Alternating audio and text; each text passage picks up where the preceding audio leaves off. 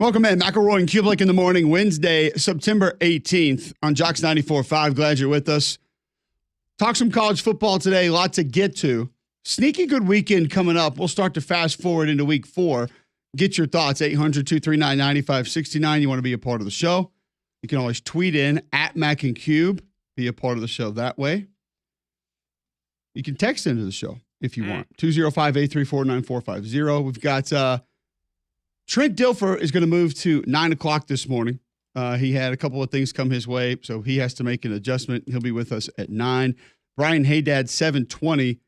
It's an interesting game for Mississippi State this weekend as they take on the Florida Gators and maybe a battle for who's worst team in the SEC, Greg?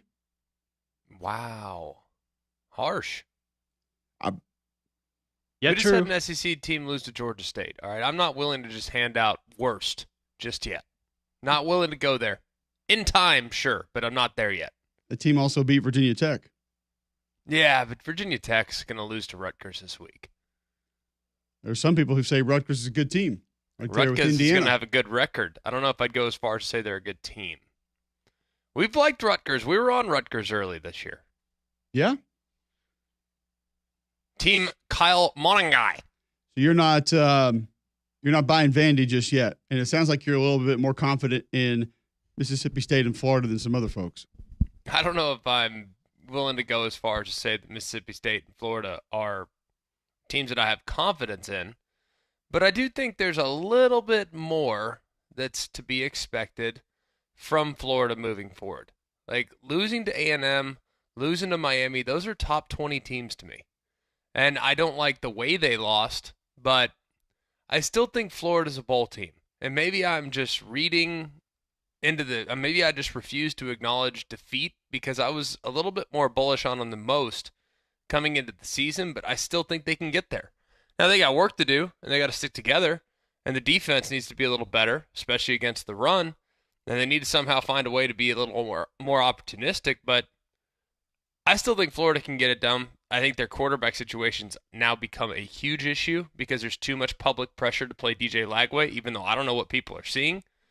Because clearly the offense is more efficient with Mertz under center, but they're still not a team I'd really want to mess around with, that's for sure. What did you think of Lagway this past week? And obviously they rotated a little bit, but there were folks that thought that was the answer. It wasn't good at all. Like everything he did well against Samford, pushing it downfield. There was no pressure on him. And he missed a lot of throws. Like, look at his throws downfield. Look at where they were located against Samford, and look where they were located against Texas A&M. And I'm not saying, look, when you're having to rotate like that, I don't know how you get in a rhythm. I've never understood the two-quarterback system. It makes no sense to me. Unless guys have completely different skill sets, I don't get it. I've just, like, Chris Leak, Tim Tebow made sense. Tim Tebow was a fullback early in his career, essentially, and Chris Leak was your traditional drop-back passer. That one makes sense. But I've never understood two-quarterback system with similar skill sets. It just doesn't make any sense. So I don't think it's something that should be used long-term. I just think there's a handful of coaches in this league, frankly, that are prisoners of their fan base and feel like they need to appease their fan base and feel like they need to appease certain segments of their fan base, those that write the checks, and therefore they need to play the guy that the NIL collective wants them to play. And that's not a good position to be in for the long-term stability of the program. No, but it's the same thing we've talked about with boosters in the past. They give you, X amount of million over however many years. They're going to want things in return. Well, it's just what it is. It's the unfortunate reality of it. But if you're taking those checks, usually they're gonna want something in return. And most people are not in a position to have those folks say, "Guess what? We're turning around and not writing you anymore," because you'd be in a world of hurt. Mississippi State has a win against Eastern Kentucky. Florida has a win against Samford. So your loss to Georgia State argument, I don't know where we are in that because I feel like Vanderbilt, the blowout to Vanderbilt has Toledo better still wins. might be the worst. 41-17. Still might be the worst. It looked rough. Did I will it ever? say. I peeped it yesterday, and I wish I wouldn't have. No, I'm with you. I spoke to the quarterback club in Huntsville last night, and they had a couple folks that wanted to discuss that one, and I just said, really? Pass. You want to talk about that? Poor K. I don't think you do want me to talk about that, but I will if your heart so desires. Don't think you're going to enjoy it, but we can discuss it. Yeah. Not great. I that's one that I missed on this year too. I didn't think that they were going to win the league or go on to the playoff, but I thought that offense would be dangerous, and I didn't think the defense would be this bad. I mean, I know they'd have some trouble holding up against physical teams because they weren't going to be a big group, but this is something else. I was super concerned about the defense from the get-go. That was really never a side. Like, if they were going to win games, it's going to have to be 45-42. Like, I mean, that's how I thought they're going to have to win games. But I just thought I was going to get a little more offensively. And frankly, it's just a little and I've just peeped it yesterday. Like I said, peeped it. That thing got bad in a hurry. So it's hard to gauge a lot off the Toledo game. But I still think that Levy, you catch him on the wrong day, is not a team you want to mess around with. But man, that one's a tough tape to come back from. But then again, the Kentucky South Carolina tape made me want to literally claw my eyes out. And they bounced back. I mean, it can happen in college football nowadays. Yep, it's possible. So we'll talk to Hey Dad about that one here in about 10, 15 minutes. Just get his thoughts on where the team is. Can they find a way to rebound just a little bit?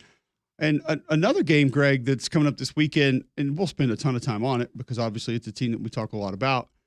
I'm interested just in right now. We haven't gone all the way into it, done all of our prep on it, looked at it from every angle. But where do you think Auburn fans' feelings should be about this game against Arkansas this weekend?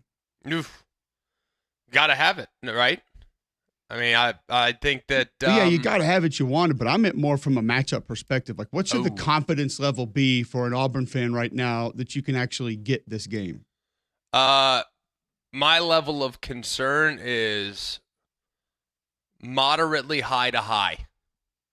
Like, extreme is the highest. Extremely concerned is the highest level of concern. High would be second. Moderately high would be third.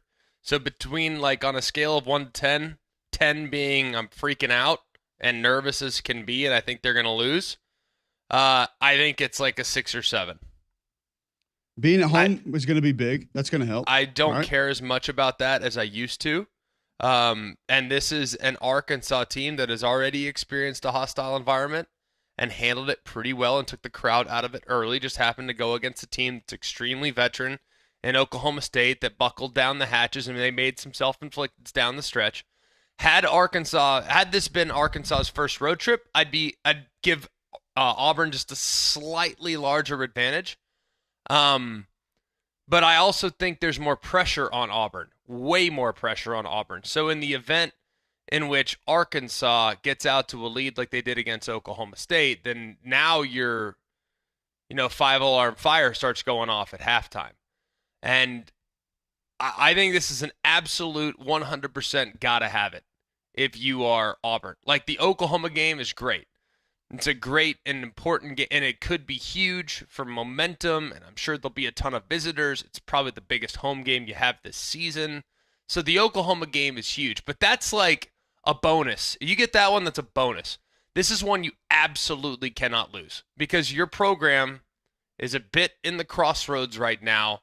And Arkansas, frankly, to keep Sam Pittman's job, I think they probably got to have it. But I think they're kind of playing with house money right now because no one really expected them to get this one in the preseason. But you said it yesterday, and that's kind of what made me think about it and wanted to go a little further into it today, that this was one almost the entire offseason we just kind of passed over. We glossed over this. We went to that Oklahoma game that you mentioned. We went a little bit further down the schedule and discussed some of the other games that are going to be there that obviously are going to have a different level of difficulty, or we thought we did then, with Georgia, Missouri, the game at Kentucky, which we know is going to be a tougher place to play. We knew Alabama was going to be there. A&M was an interesting one because we kind of thought these two teams were both, all right, they could go this way, they could go that way. By that time of the year, could be a really interesting game. You said must have. We hate labeling games that way. At least I do. But, I mean, is that kind of the way you're starting to look at this game for Hugh Freeze and this Auburn football team for this season? Well, I like labeling them that way when it's appropriate. I feel like there's a lot of times that we label games that's gotta have it's, and they're really not gotta have it's. But Look, right now, there's the honeymoon phase of a new hire, right? That we all know and acknowledge. And there was a lot of goodwill, I thought, built up last year in the first 9 games of the season. Tons of goodwill. The performance against Arkansas last year, the performance against Georgia last year, even in defeat, it was a heck of a performance to give them all they had and more, to have them on the ropes in the second half.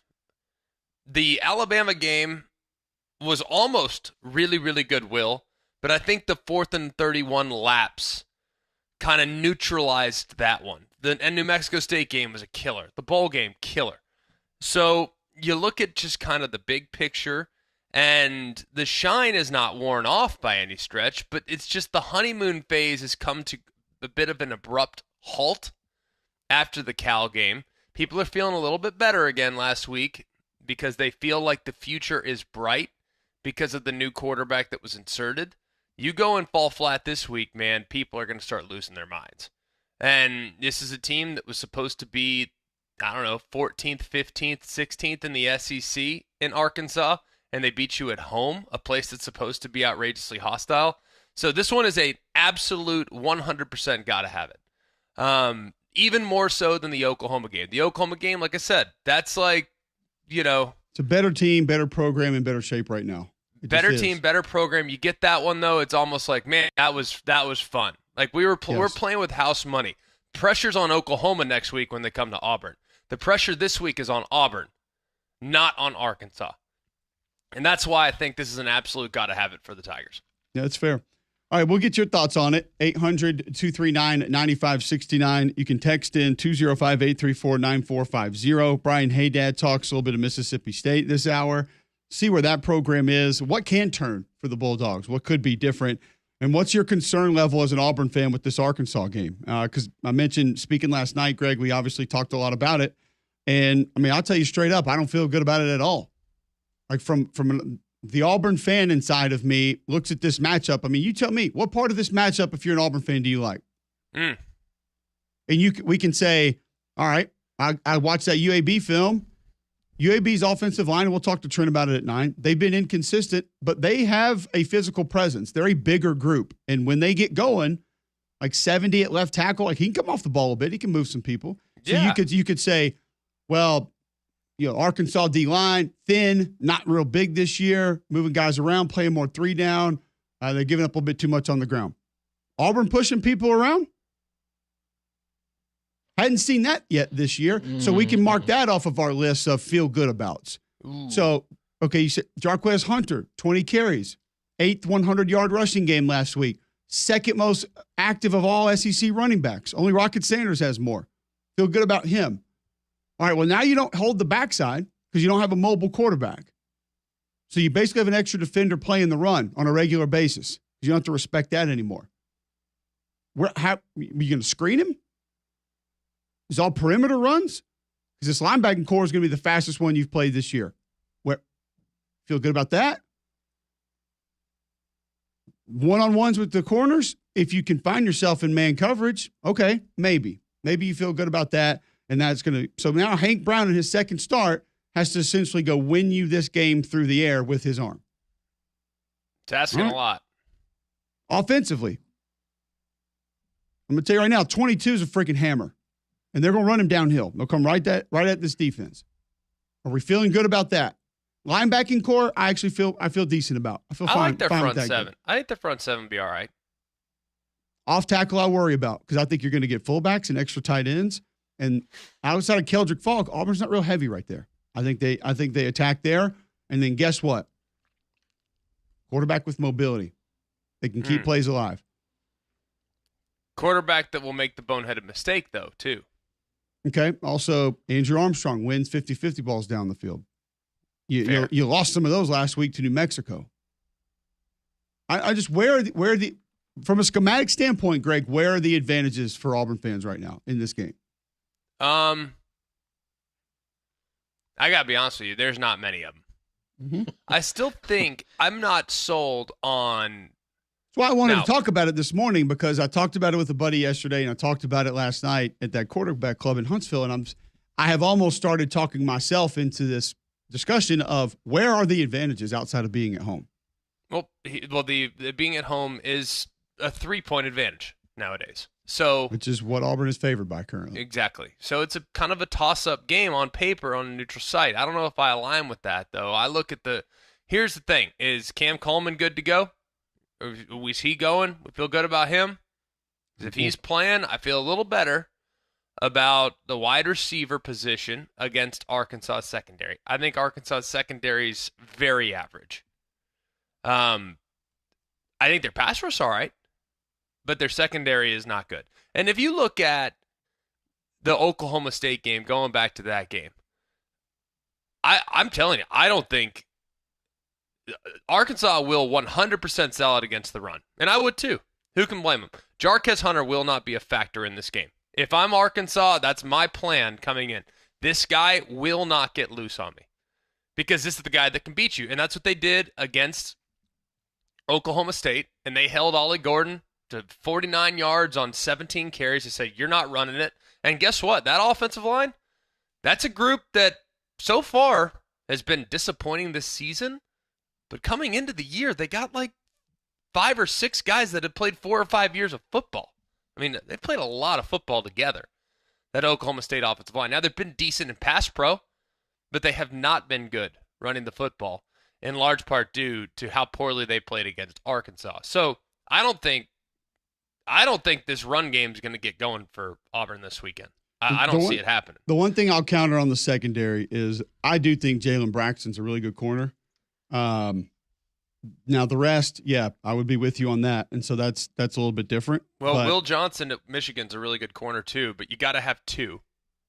You know what I mean? No, secondary in its entirety, not great. But I do think if you're talking about one guy that may be able to handle things for Arkansas's defense, he would be that guy. And but so the one thing I would ask you, answer me this: do you feel good about pass pro right now? Not at all.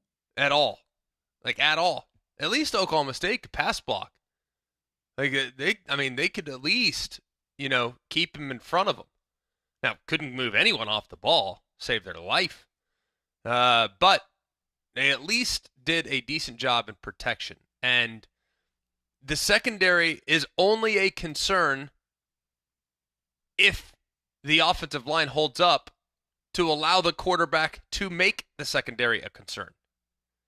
So that's my biggest concern is the line of scrimmage matchup between Arkansas's defensive line and Auburn's offensive line. Because, one, I don't think Auburn's going to be able to move them off the ball because I've already seen a pretty good offensive line not be able to do that.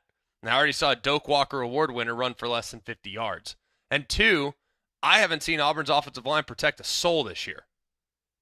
So, yeah, I'm concerned about it, to be honest with you. And I think Arkansas is a more athletic team. I think Arkansas has more team speed in general. And in a game like this, that's not a good place to be. When you were winning potentially the line of scrimmage and you have more team speed, that's a rare combination. And it doesn't sound like it's going to end very well for Auburn.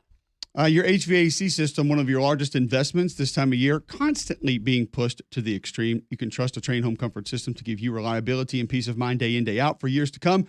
Visit Trane.com to find a comfort specialist near you. And remember, it's hard to stop a train. So we will break now. We'll come back to this Auburn-Arkansas discussion a little bit later in the show. Brian Haydad lets us know if Mississippi State has any hope for the rest of the year. Next on Mac and Cube in the morning.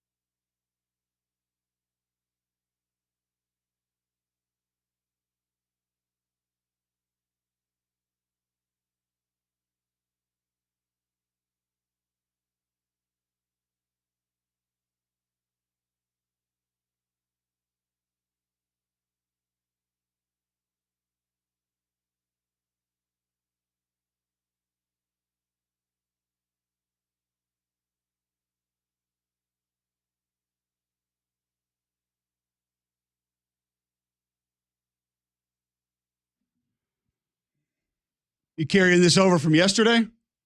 Nah, I just felt like it. Oh, man. Okay. Meet a girl. I don't even know what he says. Who cares? Feels like forever This is a jam. within my heart. Mm. All right, McElroy and Cubelic in the morning. We talked a lot of Auburn, Arkansas there. We'll get back to that. Plenty of time to discuss that one before it kicks off. A game that not a lot of people want to talk about, but we're going to. Florida and Mississippi State. Brian Haydad joins us. He covers the Bulldogs. We were talking before you joined us that there were certain portions of this that we knew were going to be rough, that we knew were going to be difficult. We knew were going to take some time, but we didn't think it was going to be like this. Where has Mississippi State met or exceeded your expectations so far this season, Brian? First off, Greg, were you just making fun of Creed? Oh, yeah, he was. No, not making fun of Creed. Making fun of all late 90s, early 2000s bands. I just saw Creed Monday night in Brandon, Mississippi. I'll have none of that. Are they in slander. shape? Wow. They were fantastic. Potbellies or no potbellies? Oh, no. Really? Yeah. See, I envision all like late 90s, early 2000s rock bands as like You're off. older gentlemen with graying hair, thinning hair, and potbellies now. That's what No, that's how I want my 90s rockers to look. You're just off on that assessment. I I saw a concert and I went on a metaphysical journey into the human soul with the great philosopher. It was incredible. Metaphysical. Okay. Amazing. There we are. Amazing. All right, It was something. back to what we did yesterday, Brian, was we were talking about the state of the league. And I said, Yeah. the state of the SEC right now to me feels like late 90s, early 2000s rock music, where there are a couple that have separated that are clearly different and unique. And then the rest of them are pretty much the same. And so then that took us into describing most of 90s rock bands and deciding which ones were unique and out on their own and which ones basically all sounded the same. So What did y'all make a comparison to Mississippi State was so and so? Because I'm trying to think of the band I would put there. I'm trying to think of a rock band I didn't like in the 90s right now. Good Charlotte. I think they had more terrible. hits than this team's had so far this year. So Oh, you're not I'm wrong. gonna slow that down. They were more physical on the line of scrimmage. Jimmy Eat World. Oh, That might be a good that's one, a rough actually. one, man. Yeah. We had a couple people chime in with a few yesterday that I had not heard of, and then Saybear would tell us that they had that one song. I could see it qualifying as one of those, but I can't quite remember who they are. Fate's the New Radicals. That's what it was. There, we'll give them that. There you go. So what do they do well? It's not much. Blake Shapen, I think, has been good. I think he's completing over 70% of his passes. I think he's 7-1 touchdown to interception. But they can't run the football. They're not good up front on offense or defense. They miss a lot of tackles. They don't force any turnovers. They don't pressure the quarterback. Their punter is really good, Nick Barmera. He's been really, really good. And I'm not saying that as like a joke thing. He actually has been really, really good. Special teams have probably been maybe the brightest spot of all, to be honest with you, for Mississippi State. It's just a bad football team right now. And the odds of them recovering and the odds of them putting something together by season's end are low. Never mind the fact that they still have to play five of the top 6 or 7 teams in the country in their final games, but they just don't have a lot of talent right now. Fair enough, but can they make it uncomfortable for teams with how they score? And I don't really care. God's honest truth, Brian. I hate to say this. I don't really care about their defense right now. I knew they would struggle on that side of the ball. That is not unexpected. But what is disappointing is the inconsistency that you see down to down offensively. And I'm not sure that's something that can get, alleviated against better competition as they move forward. So how do they get that fixed? I don't know that they can, Greg. I mean, they can't run the football right now. The offensive line, which I was hopeful for in the offseason because I liked Cody Kennedy, and they went out and they got 4 transfers, all of whom had played some college football, and I hope that group could come together, but it just hasn't. And then the running back situation is just not – there's just not a playmaker back there. There's not a guy. Mississippi State has always had a tradition of pretty good running backs back there, but there's just not one guy like that. They can't get any push off the offensive line. They're only averaging around 3.5 yards per carry. And there's an outlier carry in there. In the first game, they had an end around that went for 41 yards. So you got one guy with 41 yards per carry. Then you have the rest of the group. So State is just really, really one-dimensional right this second. And that worked with Mike Leach, right? You could, when you're in the air raid, you could be one-dimensional and still find a way to win football games. But with this offense, it has to be able to run the football, and they just have not been able to do that. I mean, they against Arizona State and Toledo. So as you said, it's Florida this week, and then it's Texas, and then it's Georgia, and then it's A&M, and then down at the end of the season, it's Missouri and Tennessee and Ole Miss. Yeah, I have a feeling that some really bad games are headed Mississippi State's way. I thought the offensive line would be a little bit better, and I thought with the tight ends that they had, specifically Trey Orr on this roster, that they'd be able to utilize those guys and add, some bonus bigs, get a little extra physicality, and looked like athletically they were going to be able to be used out on the perimeter as weapons also. And I just what do you feel like the letdown has been with that group? Because I was mistaken on it. Again, I'm not saying that they were going to be 95 in Nebraska, but I didn't think that we would see what we saw against Toledo. That's for sure. You look in the middle, and Ethan Minor, he was a pretty highly sought-after transfer coming in from North Texas, but it just hasn't translated to this level. The same with McKylan Pounders from Memphis. A lot of teams were after him in the offseason, but it just has not translated for him. Jackson and Martinez have been okay. Albert Reese, who's the one holdover from the Mike Leach era in there, has been okay. But I mean, okay is the ceiling when you've played Eastern Kentucky, Arizona State, and Toledo. So, what is your ceiling going to be when you're playing those SEC teams? It's just a real concern, and I don't know if fixing it's really a possibility in year one for Jeff Lebby. I think he's going to have a big rebuild, a big job. And he tried to avoid the word rebuild back in the spring. He talked about this is not a rebuild. I mean, this is very much a rebuild, very, very much a rebuild, and he's got a long process in front of him. Yeah, there's no doubt about that. Last one for me, Brian, as you look at what the expectation level was coming in. Like, it's not like Jeff's in like a danger zone, gotta have it scenario, gotta win this week. I'm not going to get there in the first year. I struggled to get there even in the second year, even though, like I said in the first segment, it's like Hugh Freeze. It feels like a gotta win this week. It feels like gotta have it. But with Jeff, I feel like the fan base is a lot more understanding, and they're a lot more patient, and the expectations are just so much lower. So what does success look like this year now through 3 games, seeing what we've seen? What does success look like?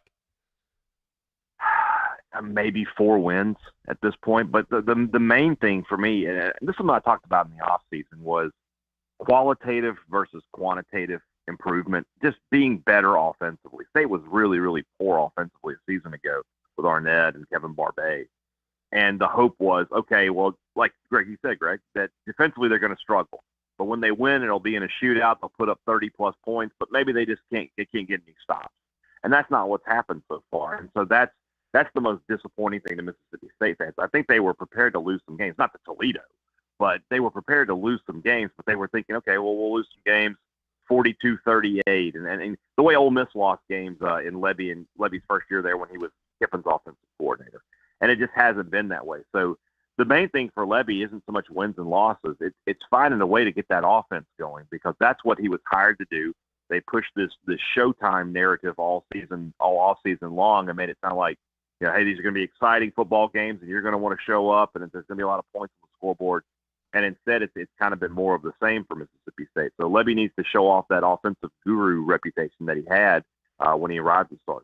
You mentioned that word rebuild, and that Lebby didn't want to use it, didn't want to say it. As Greg stated, we kind of know that's what it is, though.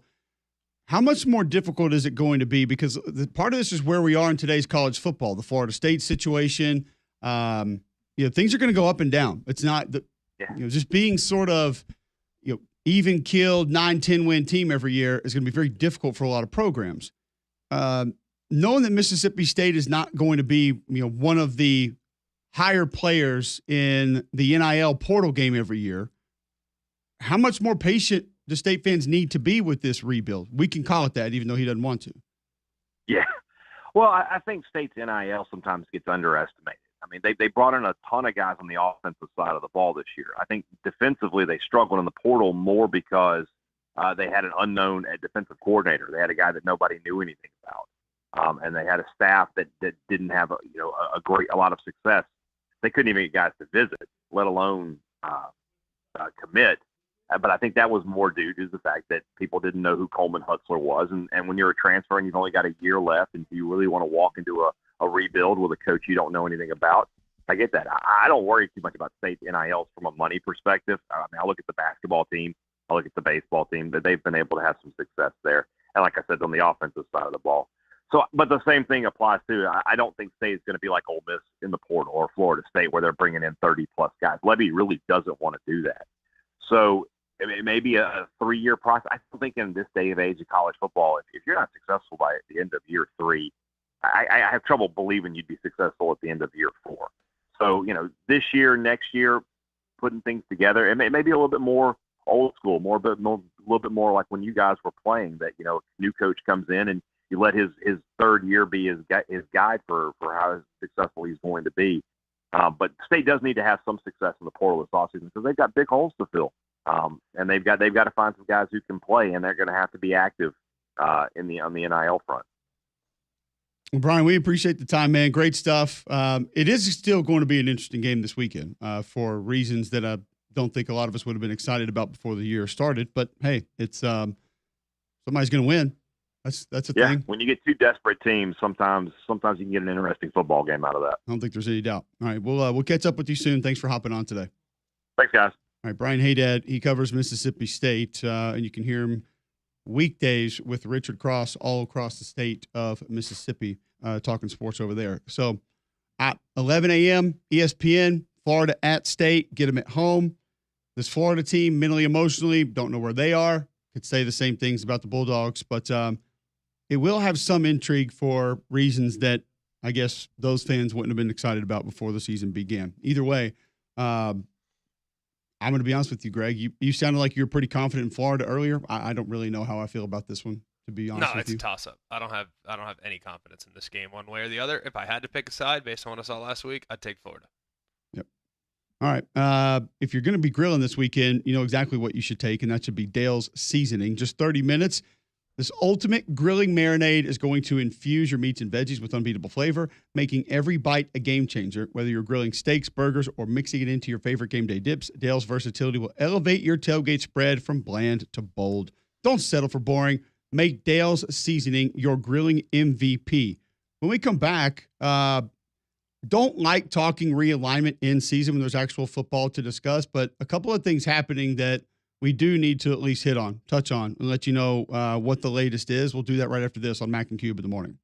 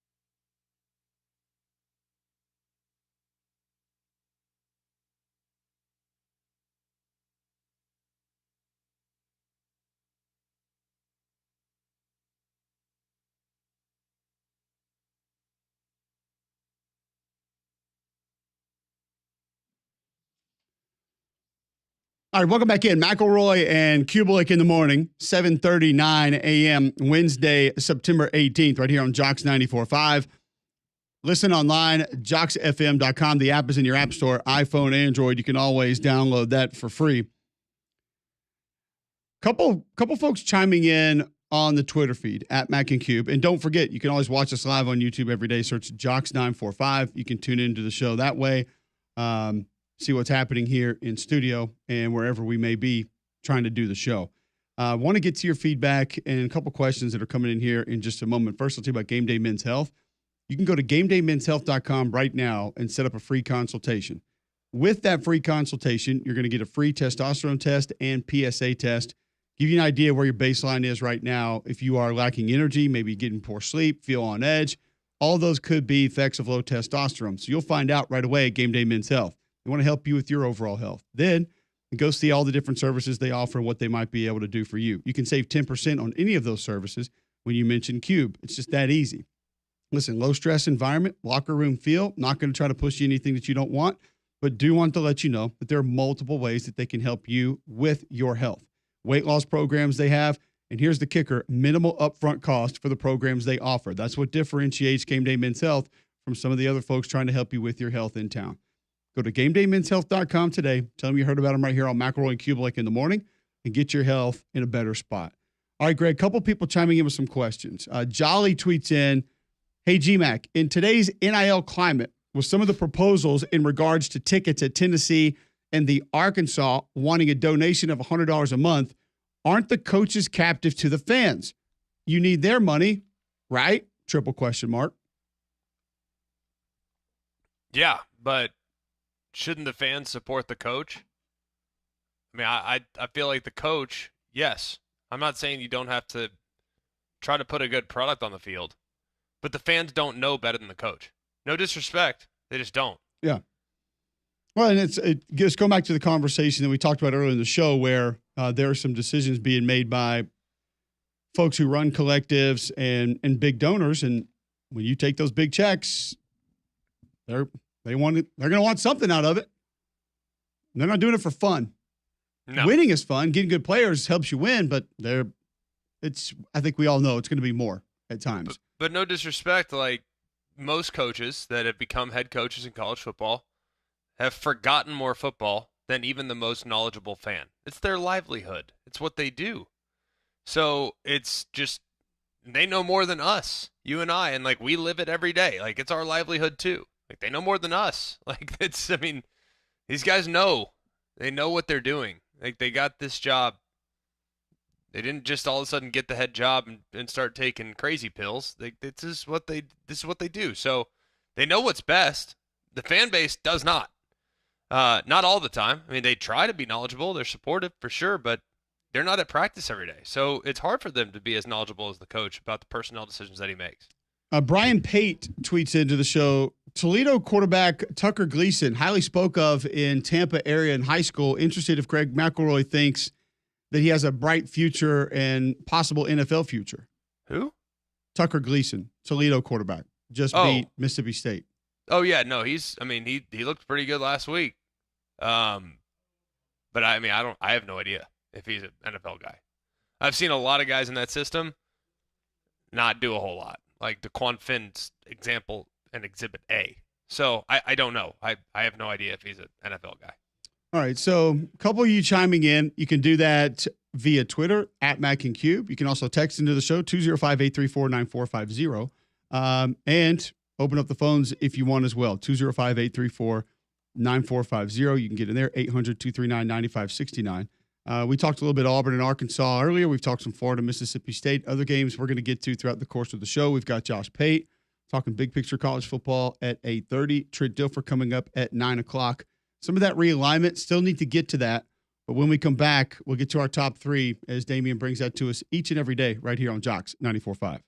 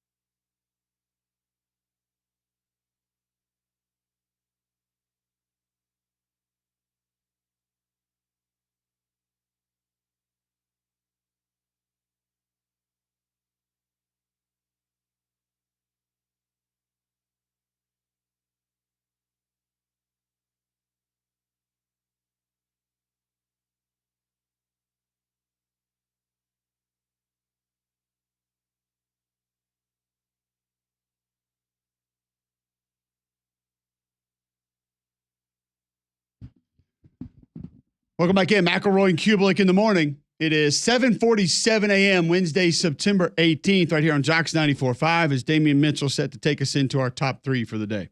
Absolutely. But first, let me tell you about my friend Ben Heading of the BHAM Realty Group. If you think about selling your home, and when it comes to selling, you only want excellence, you need to give my buddy Ben a call, 205-568-2705, or visit their website at bhamrealtyco.com. If you're struggling to get your house sold because the markets are changing every single day, you need an expert that focuses on adapting at half the time to make sure you and your squad come out on top. That's my buddy Ben Heading of the BHAM Realty Group. You can visit their website, bhamrealtyco.com, or give them a call at 205-568-2705.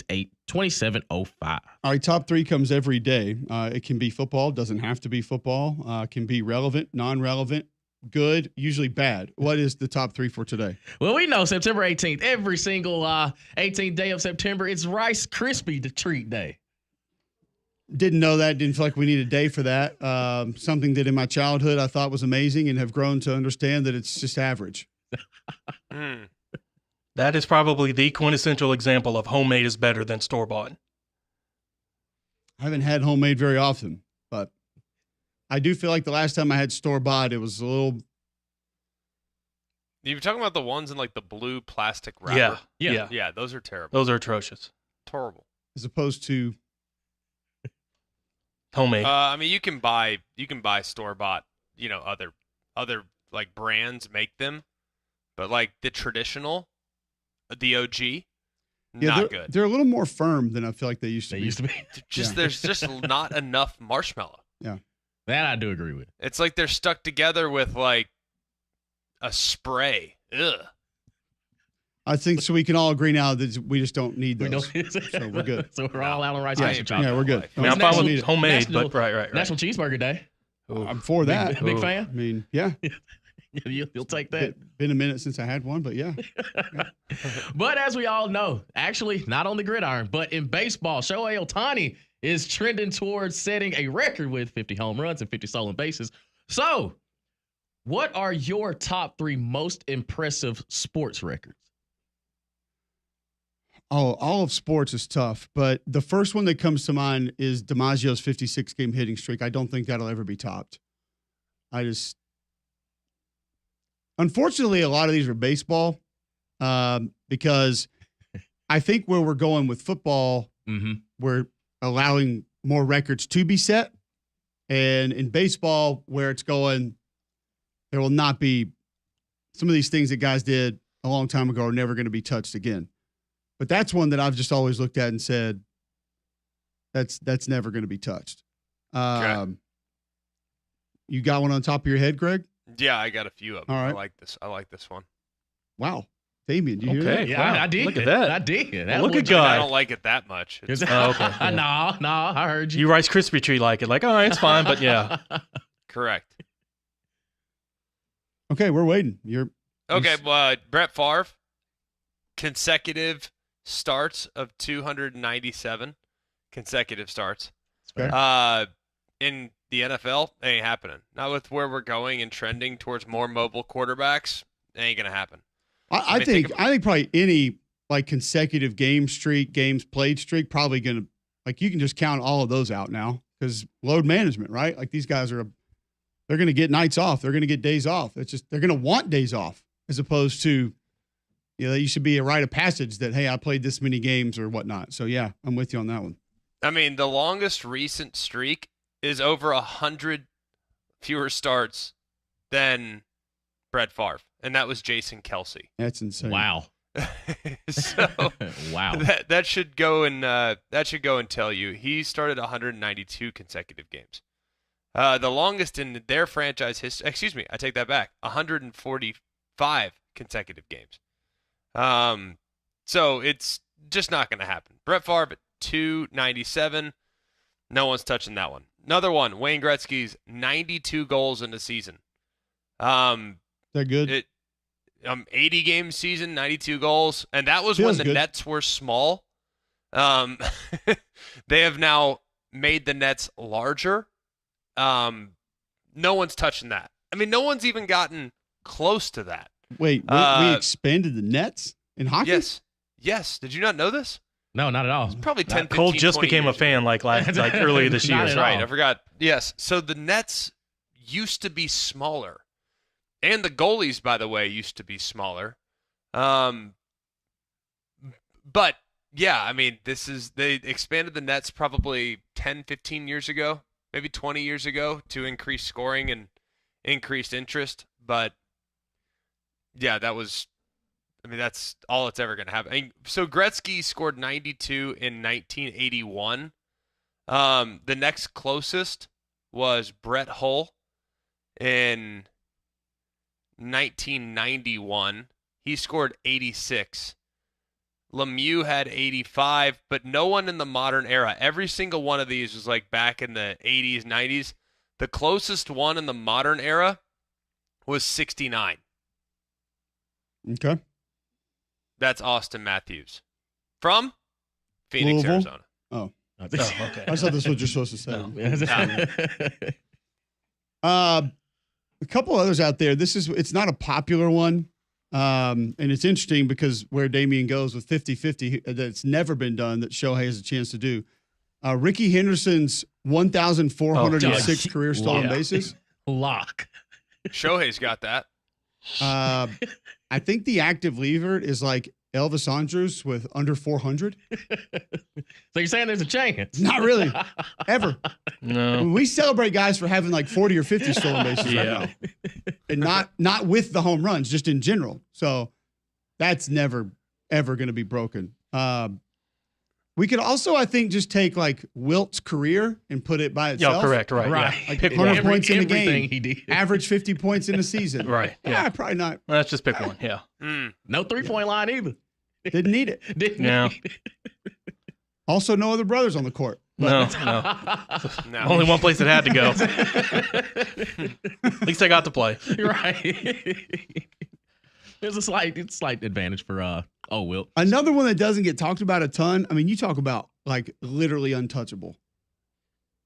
Cy Young pitched 749 complete games. That was my number one. Basically, just pick something from Cy Young, either 749 complete games or 511 wins. Take your pick. Yeah, take him or Gretzky, and you can basically like name your score, whatever you want it to be. Like it's just absurd. Number two for me in this day and age, it's Emmitt Smith's rushing yards. Yep. Yeah, Like that's never gonna. I you're think not gonna get the touches. no. I mean, Derrick Henry's probably close to like he's got 9,000 some odd whatever. So he'd have to double what he's already done Right. to even come close, and that ain't happening. And number three, I don't just see this happening now because the sport has become the talent's been spread out now, where it used to be so condensed. Is UConn winning 111 straight? yeah, it's nuts. That was on my list. no one's also. touching that. Not That's close. never. And the second longest streak is UConn winning 90. So even if That someone won't would be come, touched. so another team. Yeah, it's not going to be another team. So that ain't happening. How about another Wayne Gretzky one? 1,963 career assists. The second most. all time. Nobody knows in this studio. You're right. Just so you know. Sidney Crosby is the current active leader, who's like 37 years old. He has 972. So not only Not does even he have to half. double, Yeah. but he has to double and some in the last 5 years of his career. What made your list, Damian? The rushing record, Emmitt Smith, just because the game has completely changed now, they don't even care about running backs anymore. But Derrick Henry could have been on that trend. Cy Young, most complete games, and number one, LeBron James scoring record. Yeah, I think that's probably safe. Yeah, Even with where they are on the 3-point line, just how consistent he was for so long, that's probably not going to be done again. the longevity. Baby. Just so you know, Cy Young also most innings pitched all time, 7,356. Pud Galvin is next with 6,003. He won the putt. He's 1,300 innings ahead. Your current active leader is Justin Verlander with 3,405. Not even halfway there. Back with more Mac and Cube next.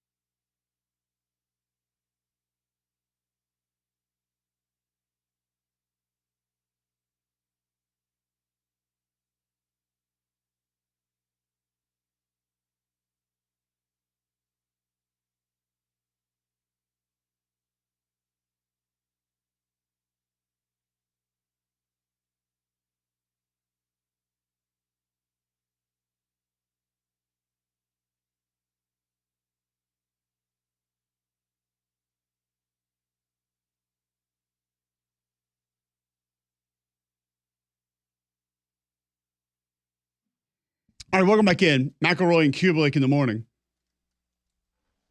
Top three now out of the way.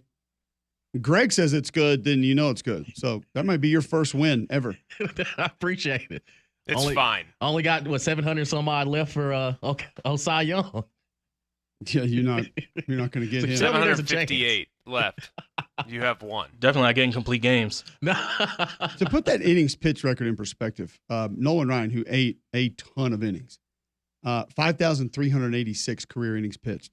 Once again, Cy Young, 7,356. When did he not pitch would be the question. Like, when did he come out? They just don't make them like they used to. They're built different. Probably when they were batting. Him and We should ask Wimp about it. old tomorrow. Pud Galvin. Well, I'm not allowed to do that He's not because gonna ask Wimp about it. folks think that I'm bullying him by asking about baseball. I would like to know if he's heard of Pud Galvin, if he saw him pitch. But I'd never heard of Pud before today. 6,000 innings pitched. Only 2 people have done that. Here's your trivia question for next time you're at the bar. I was worried about it. Get that one figured out. So, Pud. What Imagine having the nickname Pud. what if that's just his name? Yeah, I mean, let's just hope it's not. But if it is, Damien, other Imagine folks having that. chiming in with other records? They are, but you also Google Pud Galvin. and see No, what don't Google Pud. Not at work. No. Just look at what he looks like. But yeah, yeah. There's no way you could have told me that I was a baseball player. If I'd have told you that was Teddy Roosevelt, like in a Halloween costume, you'd have been like, Chef okay, yeah. Boyardee. Yeah. Like, he looks so funny. Like, I would have never guessed. I gotta fight you. Yeah, in a I was about to heartbeat. say, I don't know why you're so surprised. Man, they were built different back in the day. How sweet were those uniforms back then? You could go sail with the United States Navy and then go play baseball at the same time. Right? He definitely rode a bicycle with one big wheel and one little wheel. Oh my The goodness. one he's got his baseball uniform on with it appears to be like riding boots and a sport coat, and he's ready to go play baseball. Yeah, Oh, look, I my. mean, back then appearance was important for pitching. I see. He's in the Hall of Fame. Can't throw strikes unless you're in your Sunday's best. He earned his nickname Pud over the course of his baseball career for his uncanny ability to make hitters look like pudding. So I guess it's Pud. Oh, that's, I don't know if that's better or worse. No, it was Wouldn't- putting back then. Putting. I wouldn't- That's my fault. I've completely botched that. PUD, what would you have said? Pud or Pud? Pud. Pud. I'd have gone, you know what, I don't know. I feel like I wouldn't have wanted to say the other one that, prevent Right, yeah. getting that talking to. Pitch for the Buffalo Bisons. The old BBs. That was Sounds the thing. like It was cold up there, so his arm never got. He had natural ice on his arm every day, There you go. so he could just go. Well, I'm not sure it's cold in the summer, but I respect it. Over a 2-year period spanning 1883, 1884, Pud won 92 games I love it. in 2 years. I love it. Not his team, him as a pitcher, 92 games. Load management. Now, the bad news is that was nearly a quarter of his career wins. Oh, dang. Could he start for the Chicago White Sox right now? Absolutely. With ease. Whoa, hold on. At every position. He'd be the ace. He's in the Hall of Fame? Yes. Allegedly, he was the first known doper in baseball. What? What's the problem? Oh, I don't know. He's So is in. everybody else. That's it. They let him Oh, in, that but there are a means Bond's couple gotta of get in. other known ones that aren't in. Hey, What did he like What was he? use tobacco? What was he? what did they- What was what he did he doping? use? Opium. I mean, it was 1883. Makes Like, it what like- wasn't legal back I then? had to think it. And You like- could literally have standoffs and shoot each other. But no, you can't take a little opiate before you go and play baseball. Like, I don't understand. Pud Galvin on the DL, bullet wound in Yeah. showdown. Shoot a horse improperly. Why'd you miss the game? Well, I had a duel at 2:30. Yeah. And I lost. And I- I'm I here don't think I'd though. want to go against Pud Galvin with that strikeout record. No, in not a at duel. all. I think he'd have me. Probably got a quick draw. The Pittsburgh Alleghenies purchased his contract from the Bisons in 1885. First player to win 300 games. Well, hell, he won 902 or 90 in 2 years, so I would hope he'd get the 300. Yeah, you would think. But yeah, Oh, man. We've got the Jocks text line. Of course, you can always text in 205-834-9450. Max texts in and says, much as I don't like him, Pete Rose's 42-56 base hits will never be broken. It doesn't feel like it, no. Because guys aren't going to play every day. Nope. Well, not only do the guys not play every day, but like everyone just hits for power now. No one's okay just taking Exit a little velo. CNI single against the shift that doesn't exist anymore, but still does. Like no one's wanting to do that. We need more exit velo is what we need. Of course. So, Smokey texts in. He says Peyton Manning's rookie NFL interceptions record will never be broken. come on. I don't know. Will Levis is kind of trending that direction. It's in jeopardy. You're not a rookie. But, yeah, true. Also, but if there were a situation like that, are they going to let the guy go the whole year? So if you had a rookie quarterback now, right, and he was on that track for the first, 6-8 weeks of the season, is he playing the whole year? It doesn't feel like now you're. I mean, look what we're doing in Carolina right now. Right. Yeah. I mean, it's. I don't feel like many owners or coaches are going to let it ride out like that. Like I think Indianapolis knew exactly what they were going to do. Like it's going to be tough, but he's going to take his lumps, but we're going to let him go, and then we think we'll get more help around him, and he'll be able to get it figured out. So maybe almost you should that way you ensure getting another overall pick, top number 1. Yeah. Tyler from Jemison, he takes in. He says Devin Hester's touchdown returns record. I don't even know the way the game is now. I think that one's got a chance to go down. Do we have any from college football that stick out? Well, yeah. I mean, the starts record, Bo Nix's career starts record is never getting touched. Like, unless they challenge the eligibility thing, which could very easily happen at some point. But, I mean, with COVID and all these records, man, it's going to really throw things off for sure. No, I feel like that's one that that probably is. 62 games started. Like, well, you only have 4 years eligibility. That's going to be hard to do. Do you think that we will pass one of our coworkers' team's record with total team offense in one game? Total team offense in one game. Houston beat SMU 95-21. Andre Ware's offense put up 1,021 yards in a game. Nah. I mean, you are kind of trending that way on Saturday. Maybe. They could have. They could, yeah. The way Heupel and Tennessee are going? Say they could have done that. They won't do it. Now, Andre says they weren't trying to run the score up. He had 517 in the first half, by the way, passing. Did he play in the second half? Not much. I think he said maybe one series. I've talked to him about this game before. That's insane. Yes. That's insane. It is. I don't think that'll be. I mean, actually, I think it could be done, but I don't think it will be done. I don't think a coach is going to go that far with it. But 1,000 yards in a game? It's a lot. Any other college football records that we think of? Like some of the winning streaks actually feel like, I mean, Alabama and Georgia have been kind of close to some of those recently. I don't feel like those are completely out of reach. Say no, those are done. Those will go down at some point. But I don't know. The schedules have now, I think, strengthened with the depths of the league. So you're going to play more competitive games potentially on the road. And if they get to 9 SEC games, I could see that having an impact. But I'm trying to think of like some other records. Here's the stupid one. And Greg, you know this game that I'll reference is combined offense in a game. Texas Tech and Oklahoma? Baker and Mahomes, 1708. Remember what we just said before? Right. One team did over 1,000. 1,000. God almighty. Jeez. Insane. Margin of victory. Was that 222? Yeah, that ain't happening. Yeah. Like I said, you were trending that way Saturday with Tennessee and Kent State. I don't know if they could have gotten to 200, but I mean, if he keeps doing those onside kicks, maybe they could have put up 100. That was planned. They had that in there the whole time. They were going to happen. How about fewest rushing yards allowed per game in one season? I don't know. 1947 Penn State, 17 per game. Yeah, that's not getting touched. Nah, I think that one's safe. Like we've said before, if we're citing records pre-World War II in college football, it's probably not a great example. It was a different game. It was a different game back then. How many passing yards did Penn State's defense give up that year? 38. So they gave up 17 on the ground and 38 through the air.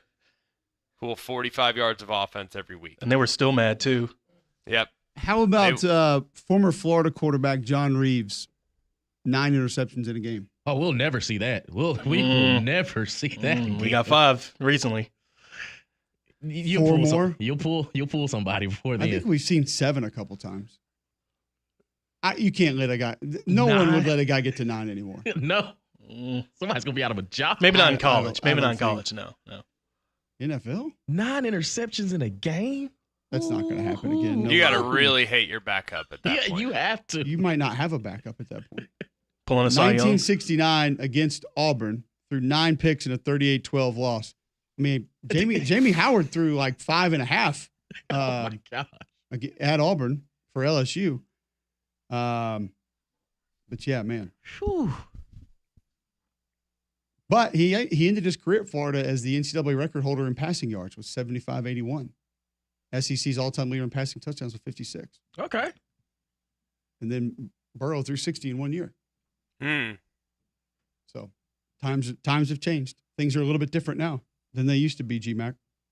Very different, that's for sure. But I'll tell you this.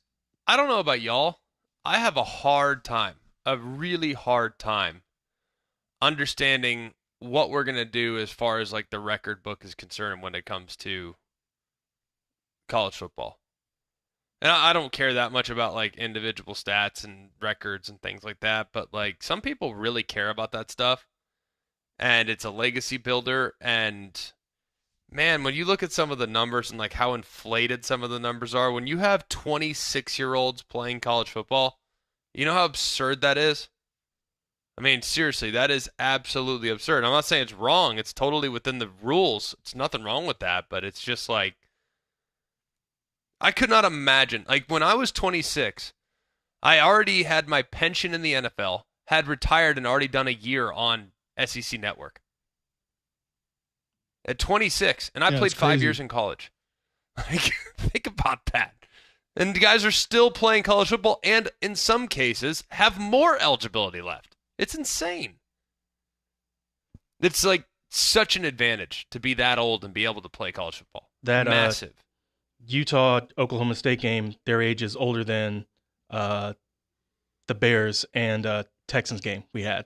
Starting QB Oh, the age. starting QB age? Yeah. Well, there's no denying that. You got 2 7th-year players, and then Bears-Texans was 44 between CJ That's and wild. I think it's 47 between Ward and Rising. Excuse me, Bowman. And that seems young. Yeah. I would have taken the over on 47. Like, they're playing against grown men. Legit. Yeah. Legit. I mean, think grown men. about Damian. How old are you? 28. All right. Think about being 2 years younger. And then think back to your 20-year-old self. And think about how much easier it would be to play, not just because you're more physically mature, but because, well, relatively, you are still Don't built. be disrespectful, but you had it right. Just being honest, You had it like, right. you know. But just like perspective. Right. You know what I mean? Like, oh, I threw a pick, you know, whatever. It's fine. Yeah, like next play, you're all good. Yeah, like, Receiver oh, runs around, I'm like, man, you all like, right. oh, I'm really worried about making a mistake here. No, not really. Not as a 26-year-old. Like, I'm just gonna throw it. That's it, right. You know what I mean? Like, or whatever the circuit. Or I had a fumble. Like, all right, I'm bounced back. Like, it's no problem. Like, just the perspective and the maturity level. The difference between a 20-year-old and a 26-year-old is Yes, insane. it's insane. Completely insane. I mean, it caught us so off guard in those meetings this past weekend when Keenan Peely told us he was 26. I mean, you hear that, even though you know a guy's been around for a while and you did his mission, it doesn't feel. See, 26.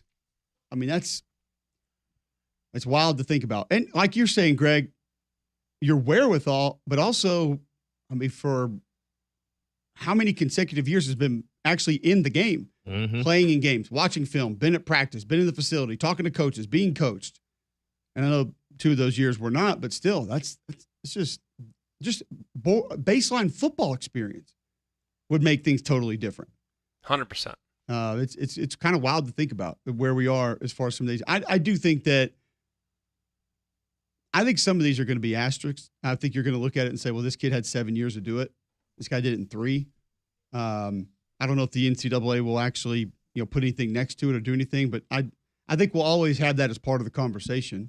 Yeah. Well, this guy put up 10,200 yards, whatever it was. Well, he He played for 8 years or 7 years or 6 years. Like this guy played 3. This guy played 4. I mean, that's right.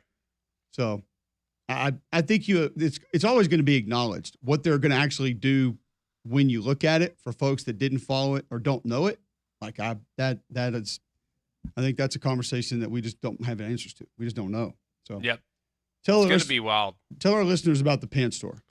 Well, Pant Store is your game day headquarters to go and get outfitted with great brands like Horn, Legend, Cutter and Buck, Antigua, Gentile. Nobody does game day apparel quite like the Pant Store. And ladies, they have you game day ready as well. Whether it's romper, perfect dress, you name it, they got it. They also have shoes for everyone in your house, whether it's Hoka, New Balance, Western boots.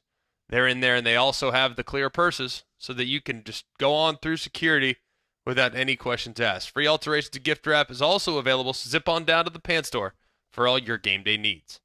All right, when we come back, we will talk a little bit more college football games coming up this weekend. Before we get to that, I want to talk some of the realignment that is potentially happening.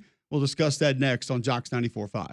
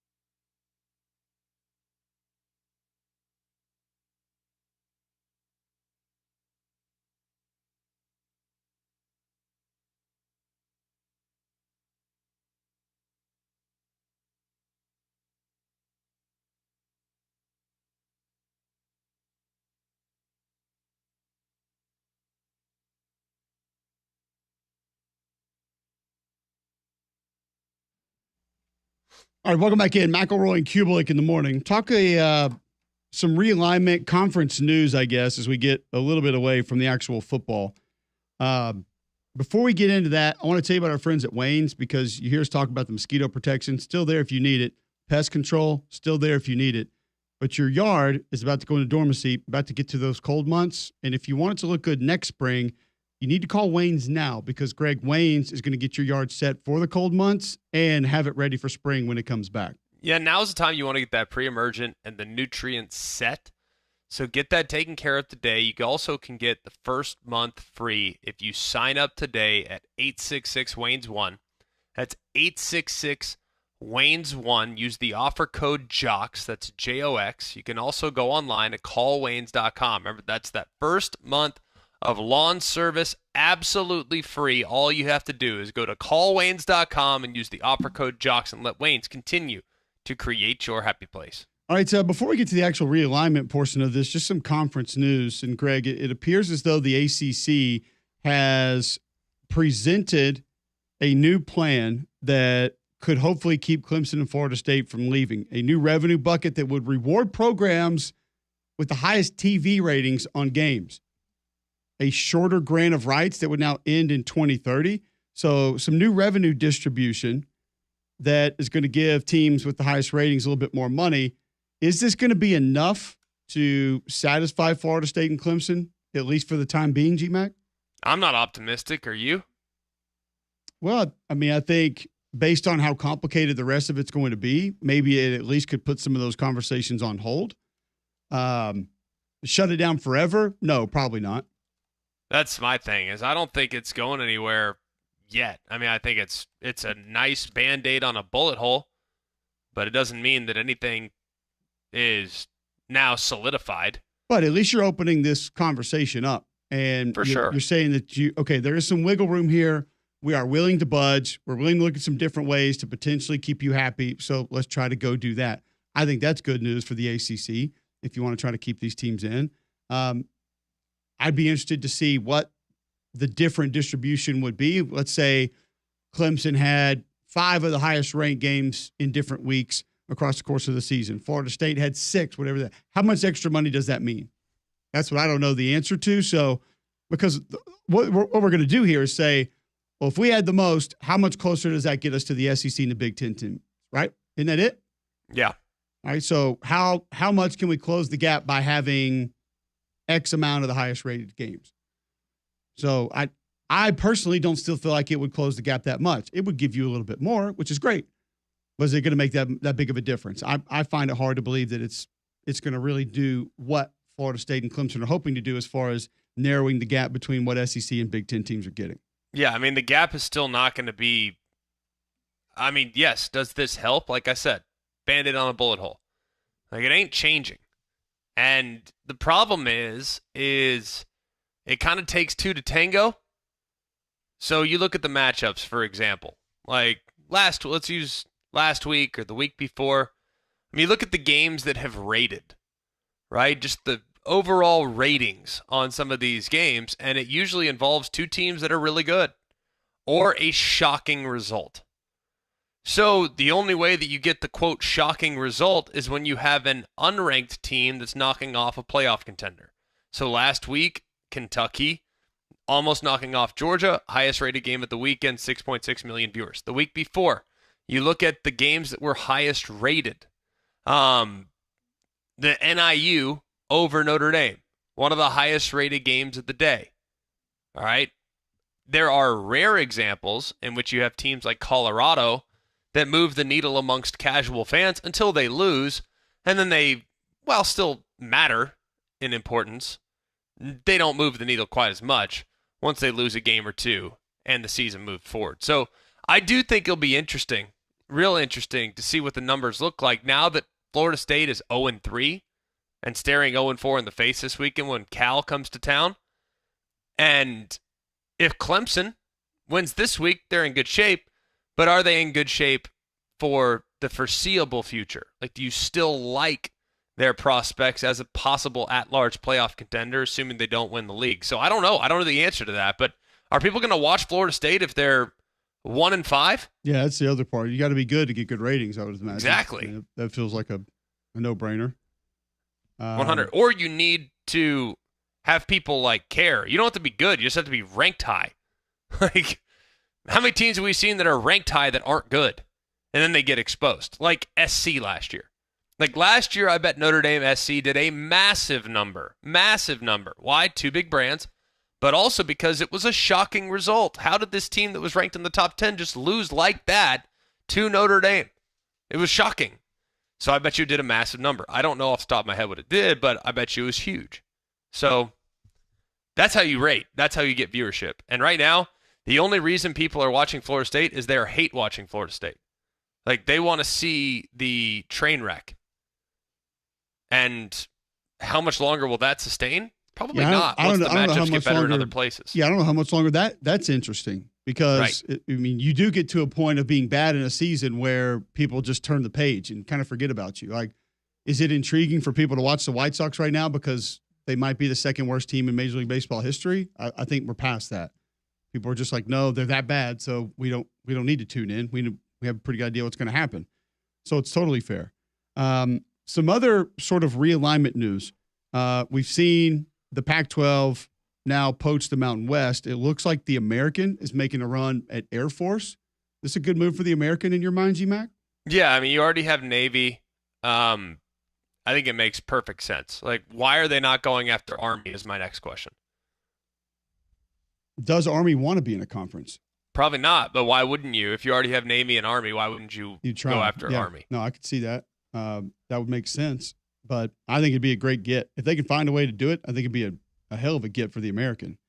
And if you could pair them all together, then that's even more so. Yeah.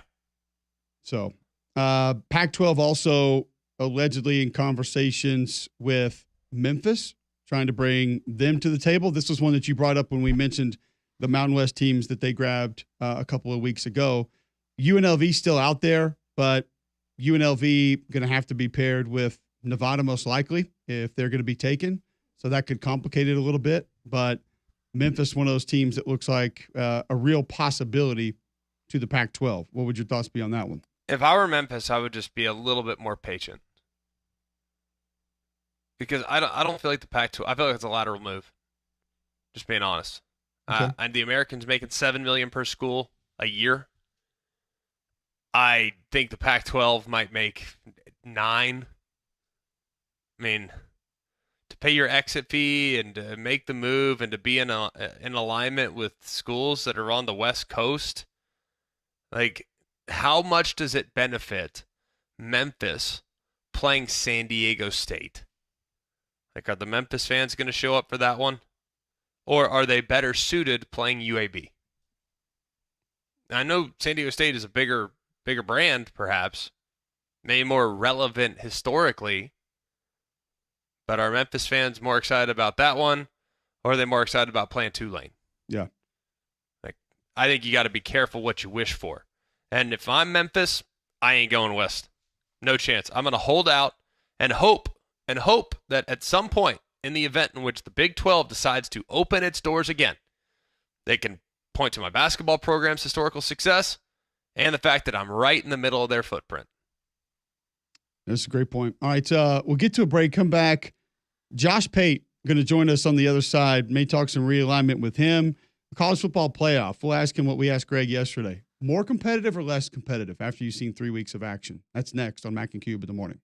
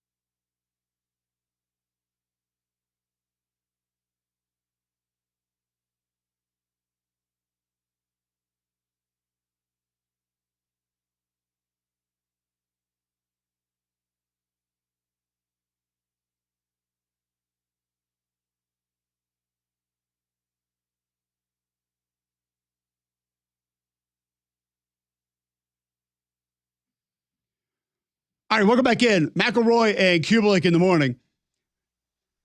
8:33 a.m. Wednesday, September 18th, right here on Jocks 94.5. Quickly before we get to Josh Pate, you guys know your HVAC system, not something that you want to mess around with. Largest investment in your home. This time of year, constantly being pushed to the extreme. You can trust a Train Home Comfort System to give you reliability and peace of mind day in, day out for years to come. Visit Train.com to find a comfort specialist near you. Remember, it's hard to stop a train. He listens to the show, except when people call into the show, which means today he probably had a pretty good experience. Now he's a part of the show. Josh Pate, you can find his podcast on YouTube, wherever you get your podcasts. What is it now? The Josh Pate College Football Show Experience? What do we rebrand it as? If you were searching for the show, the thing you would type into Google is the name of the show. It's just Josh Pate's College Football Show. Full ownership now, and got the new branding going. Who is the best team in college football right now? Texas. Is it close? You're such an AP really homer. That's what I did. I like to operate my content creation in what we call trail technique. It's not just a DB concept. I like to wait and see what the AP does. And Texas is number one. Here I come. But it just so happens, and that is sarcasm for those unfamiliar, it just so happens that this week the AP moved Texas to number one, and I hit the refresh on our numbers Monday night, and I also have Texas number one. And right now, I'm looking at the screen in front of me. The model, for what it's worth, all caps TM, would put Texas favored by 2 against Georgia neutral field. And what's more interesting to me is there is a 7-point gap total between number 1 and number 6 right now. So there's not necessarily like broad separation at the top, but also it's week 4. So that could still very much happen and probably will happen at some point. But I'm interested just because those teams play in a few weeks on the field. So we don't have to, hypothetical this thing the entire year. We actually get some answers. What do you make of the perception right now? And I don't remember when it was. It might have been like 2 weeks ago on your show. It was one of the shows where Cole was obnoxiously texting you during the show. And I think this comment might have actually been soon after you and Cole were organizing Cole's inevitable joining your show at like an airport or something. I don't know what was going on, but I think it was 2 weeks ago, and you did like the top 10 SEC teams against the top Big Ten teams and did an against the spread alignment, team 1 versus team 1, team 2 versus 2, 8 versus 8, etc. And the SEC was favored in every game. And the Big Ten seemingly thinks that they are on equal footing to the SEC. While they might be financially, they are not in quality. So what was the reaction to that comment and segment a couple weeks ago from Big Ten country? Predictable. And here's the problem with it. The problem is people just make these claims. So-and-so is equal to so-and-so. Well, I've never seen a conference play a conference. So to me, you're talking about the teams in the conference, right? So then they go to this arbitrary head-to-head record. And you may be listening as you're driving around Birmingham saying, well, duh, yeah, of course you'd go head-to-head. How else would you gauge conference strength? Well, the problem is people are so anecdotal with that. For example, Ohio State could go play South Carolina tomorrow and beat South Carolina, and Big Ten would be 1-0 on the SEC. That didn't tell me anything about the conference strength of one versus the other. The only way you would be able to accurately gauge conference strength is to take every team in those conferences, seed them 1 through 14 or 16 or whatever, and then have 1v1, 2v2, 3v3. So obviously we can't do that because it will never happen schedule-wise. But what I could do, the closest thing I could do is I called our partners over at FanDuel. I said, pretend these matchups happen. Give me the number you guys would hang on the game, that you would put on the open betting market for the public to put their money on. And so they sent me all the hypothetical numbers. And it was SEC favored all the way down the board. Now, it wasn't like 3 touchdown gaps or anything like that, but slightly to moderately, they were favored across the board. So then what I got is I got Big Ten fans saying, well, point spreads don't mean anything. That's just meant to equal the action on both sides, which is one of the big misnomers in sports betting, by the way. There is a component of that, but there's this insinuation that if a sports book says Penn State would be favored by 6.5 against Missouri, they don't really believe that. They're just trying to get equal action. Well, those numbers are hung in the market for the sharpest minds and groups in the world to wager on. Let's assume the sharpest minds and groups have the right number. If odds makers hang a number that is blatantly different than them, they're going to kill them and bathe them in sharp money. So you can pretty well rest assured the numbers those shops hang are a pretty accurate indication of how those teams favor comparably on a neutral field. So, Greg, the answer is they rejected fact. That's what they did. They rejected it. Josh Pate joining us on the Buyers Right hotline. We talked about a game that probably is not going to get a ton of run because the two teams don't look like they're going to be competing for championships this year, but has a lot of intrigue for a lot of different reasons, specifically here. And it's Auburn and Arkansas this weekend. Arkansas will be at Auburn. Where do you see Auburn having schematic personnel advantages in this game? Hold on, let me turn this off. I had a bunch of notifications go off. I feel this way about a few games, actually. I think there are elements of some of these teams, Auburn included, that should be strengths and have an opportunity to be moderate strengths and edges that thus far haven't emerged. I feel that way about Oklahoma against Tennessee. So with Auburn, I would say, for example, I watched them, and I can't believe that they haven't been stronger at RB1. But that doesn't mean they can't be. That doesn't mean they won't feature him more frequently. It just means so far I've turned games on and I've said, where is that? And you've said the same thing. I've heard you say it. Like, where's Hunter? Where is he? Why is he not featured more? I'm looking at the breakdown last year of Illinois, Nebraska. Illinois threw the ball 49 times and ran it 17 times, which is ludicrous. And they play Nebraska this Friday, which is why I expect that run-pass ratio to be different. So with Auburn, I don't think you need to lie or mislead yourself about what you are. That's what you should be. That's who you should be riding. That's one of the strengths of your offense. And then you can work those young receivers in, and there should be spots when people identify what kind of offense you are. There should be spots where those big young guys can go up and get a ball. But I shouldn't be rolling into games leaning on hoping that young receivers just come through for me with Hank Brown throwing the ball to him. So that's where I think, and that's where also Oklahoma State didn't have a ton of success because they didn't commit to the ground game, and they haven't all year, by the way. That should be there if you're worth your salt, even against that Arkansas front. I'm not saying running for 250 on them. I'm saying that should be there to where that, coupled with home field and hopefully winning third downs, is good enough for Auburn to pull out a win. When you look at this game, and I've really resisted the urge to suggest that any game is a must-win in year two. It's definitely not in year one. But in year two, this one feels as much like a gotta have it as humanly possible, just to maintain positive sentiment surrounding the program. They lose this one, and they got Oklahoma coming to town next week. I feel like they're playing with house money against Oklahoma. They get that one, that's great. Like, that's all is well in the world. But to lose another game that you should win in year two, 4 games into your second season, would be really problematic for Hugh Freeze and the momentum that's been created. So how would you classify this game for Auburn? I'd say the same about both teams, actually. I definitely agree with you with Auburn. What I stopped short of doing, and I'm not saying you insinuated this, but I stopped short of just writing must win in all caps on the game, because the follow-up is, well, what does that mean if they lose?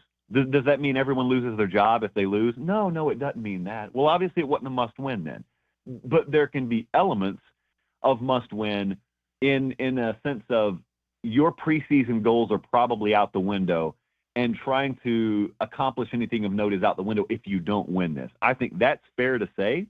But having said that, I think even in the preseason, the way we were talking about this team and the way a lot of folks were talking about this team was not that of an SEC dark horse contender. They weren't in that realm because they didn't go get a quarterback out of the portal, which I didn't have a problem with, by the way. So it's not like Michigan.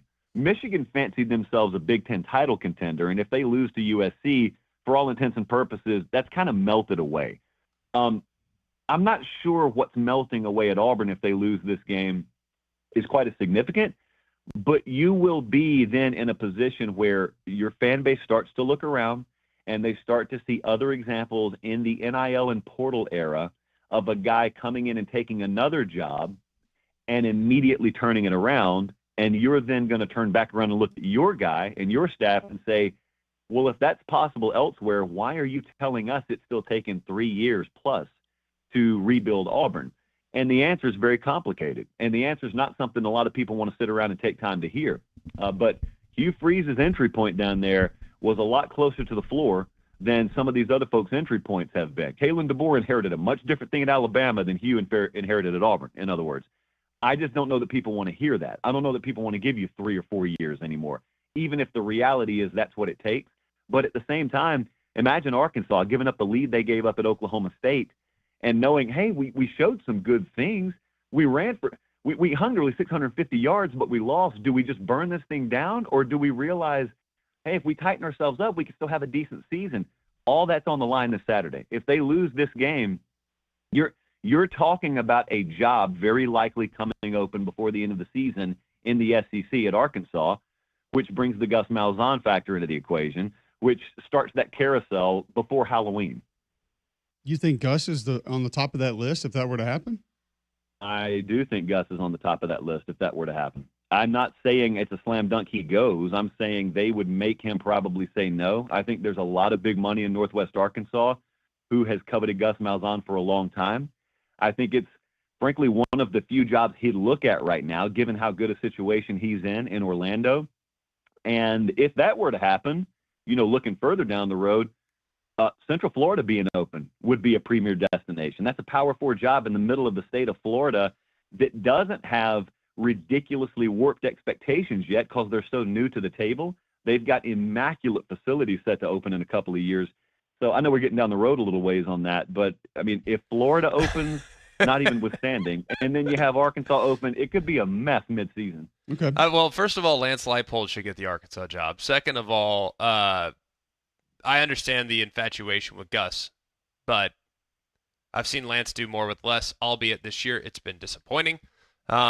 Still cautiously optimistic about them turning things around. I've heard now from multiple shows, this is not from sources, this is from shows, people suggesting that South Carolina could come open, that Florida could come open, that Arkansas could come open, people suggesting that Auburn could come open. I'm like, guys, we are taking crazy pills here. It's absurd that maybe 2 of the aforementioned 4 come open. Maybe.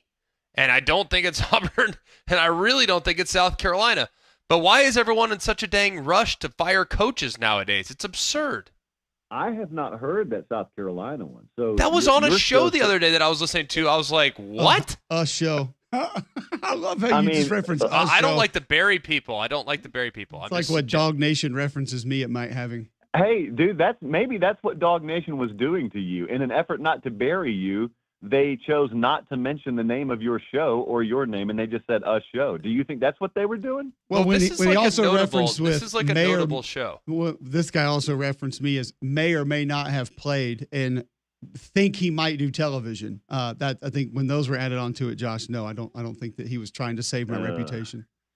Yeah. All right, is that not insane though? Like based on what we've seen from South Carolina through 3 weeks, what on God's green earth makes you think that team's not going to win a bunch of games this year? Please help me understand. Idea. I've not heard that, thankfully. So we're rolling in different digital media circles, I guess. I don't know. So. I can't take that seriously. And for all intents and purposes, I know no one will think this at the end of the year, officiating just took the LSU game from them. So they played good enough to win that game. And, look, if you think that now, if you think Shane Beamer should be on the hot seat, it will be really reinforced with the results for this schedule they have coming up because they're going to lose more games, obviously. I just don't know how in the world your mind is there, and we just talked about Auburn. That's a non-starter. How about Mike Norvell? They would be on the hook for $65 million. They can't afford to do anything down there. They have a stadium renovation going on, and all of a sudden now Mike Norvell, on the heels of a four-game losing streak, is on the hot seat. That's what's going on there too. People are going to have to get comfortable. They're not going to have to accept it, but they're going to have to get comfortable with the idea that in the portal era, the variance in potential outcome is much more violent and wild than like anything you experienced previously. It used to be if your ceiling is 12-0, there's no way your floor is anything lower than 8-4. In the portal era, you could have last year happen or you could have this year happen. And sometimes you're going to have to accept the trade-off. And I'm not talking about like your TCU outlier where they happen to go to the title game one year, but then they revert to what TCU normally is the next year. I'm talking about top 20 recruiting programs like Florida State that lean on the portal. This could happen with Ole Miss. Ole Miss is right for this to happen. You are right there in the picture one year. The next year, because your entire critical mass of your roster is not made up of guys you took from high school and immersed in your culture and developed through the program, you stand the chance of being really talented and things just not clicking and guys mailing it in. That's what's happened at Florida State. It could happen elsewhere. Mike Norvell just happens to be the guy out in front of the line being one of the first to deal with the ramifications of this. He will not be the last. Josh, quickly, I want to ask you this. I asked Greg this question yesterday, and we got some good feedback on it. After 3 weeks of college football, what you've seen across the board, based on what you thought going into this year, do you now believe the 12-team playoff will be more competitive overall or less competitive overall? I didn't think it was going to be ultra competitive.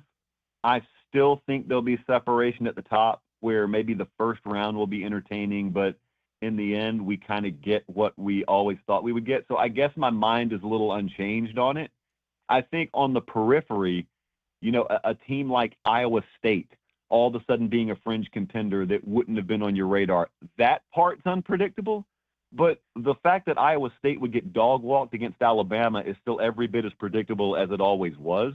So I think you're just the top of the funnel may be unpredictable, but the bottom of the funnel is still going to be very predictable. Sure. All right. Great stuff. Thank you for joining us. Look forward to catching up with you again soon. Love you too. Thank you. Josh Pate joining us on the Buyers Right Hotline for all your insurance, financial, HR needs. It's Buyers Right Insurance, a Higginbotham partner. Back with more Mac and Cube next.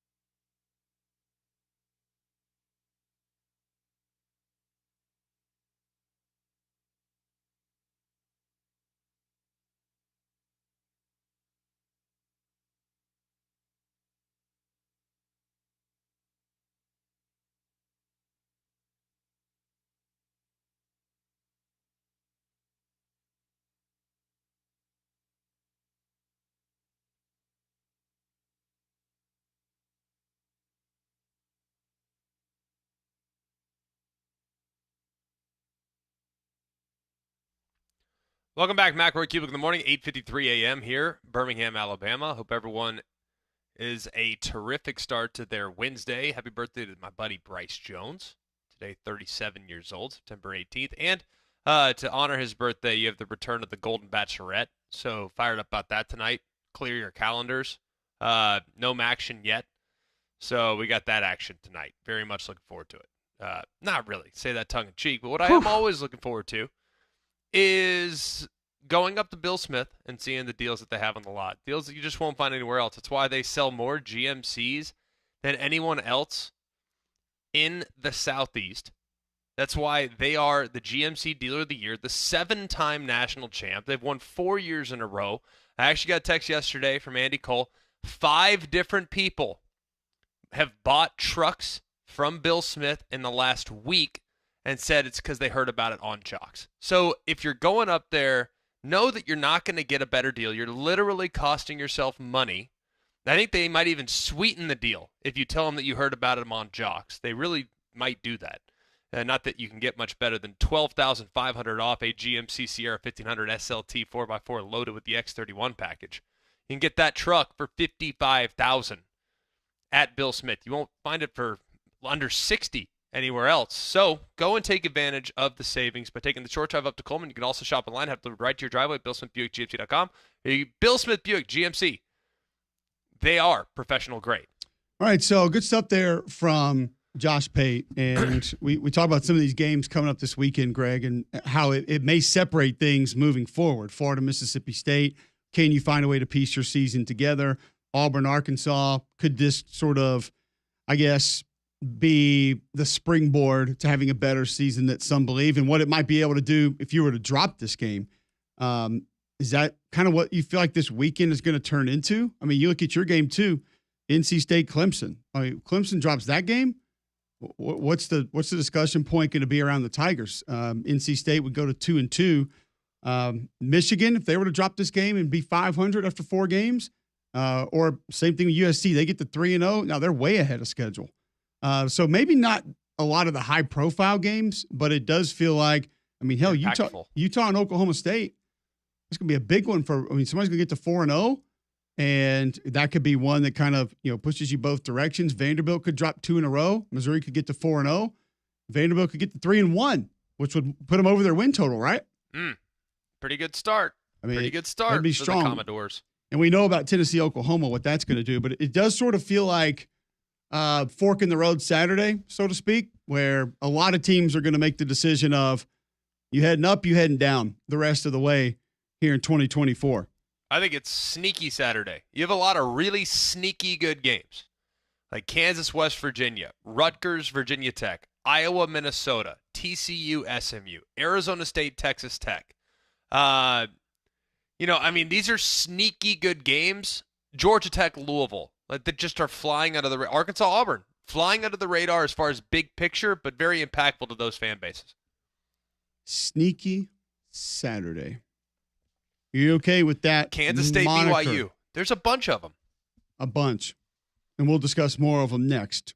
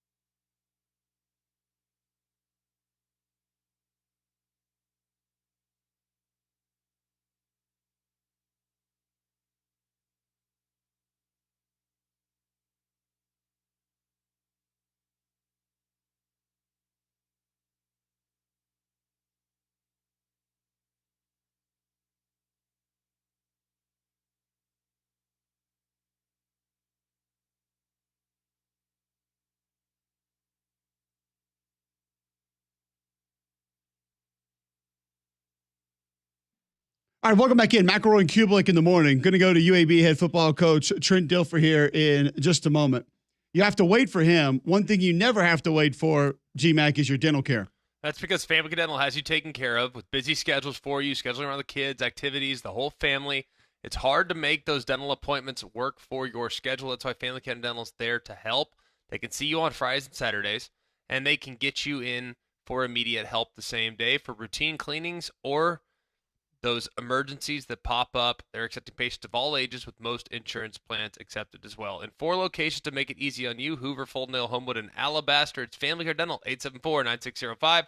That's 874-9605. All right, UAB head football coach Trent Dilfer joining us now on the Buyers Right hotline.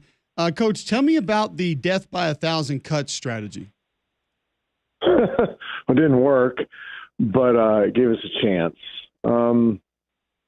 I really believe football at its highest level, where you talk about the best teams in NFL, the best teams in college football. They don't always use a machete. They use a scalpel. Whether that's just the discipline, whether that's play calling, it's their approach. But use the Rocky IV analogy. It's like he didn't try to beat Drago by throwing haymakers, right? He beat down his body. It's the same principle. You got to do the little things over and over and over again very well to frustrate an opponent that is bigger or stronger or better than you. That's the way you can expose their weaknesses. And it worked for most of the time, but self-inflicted wounds, as usual, under my tenure here, which is embarrassing, ended us costing the game. But the approach, I really believe, was the best approach against that opponent.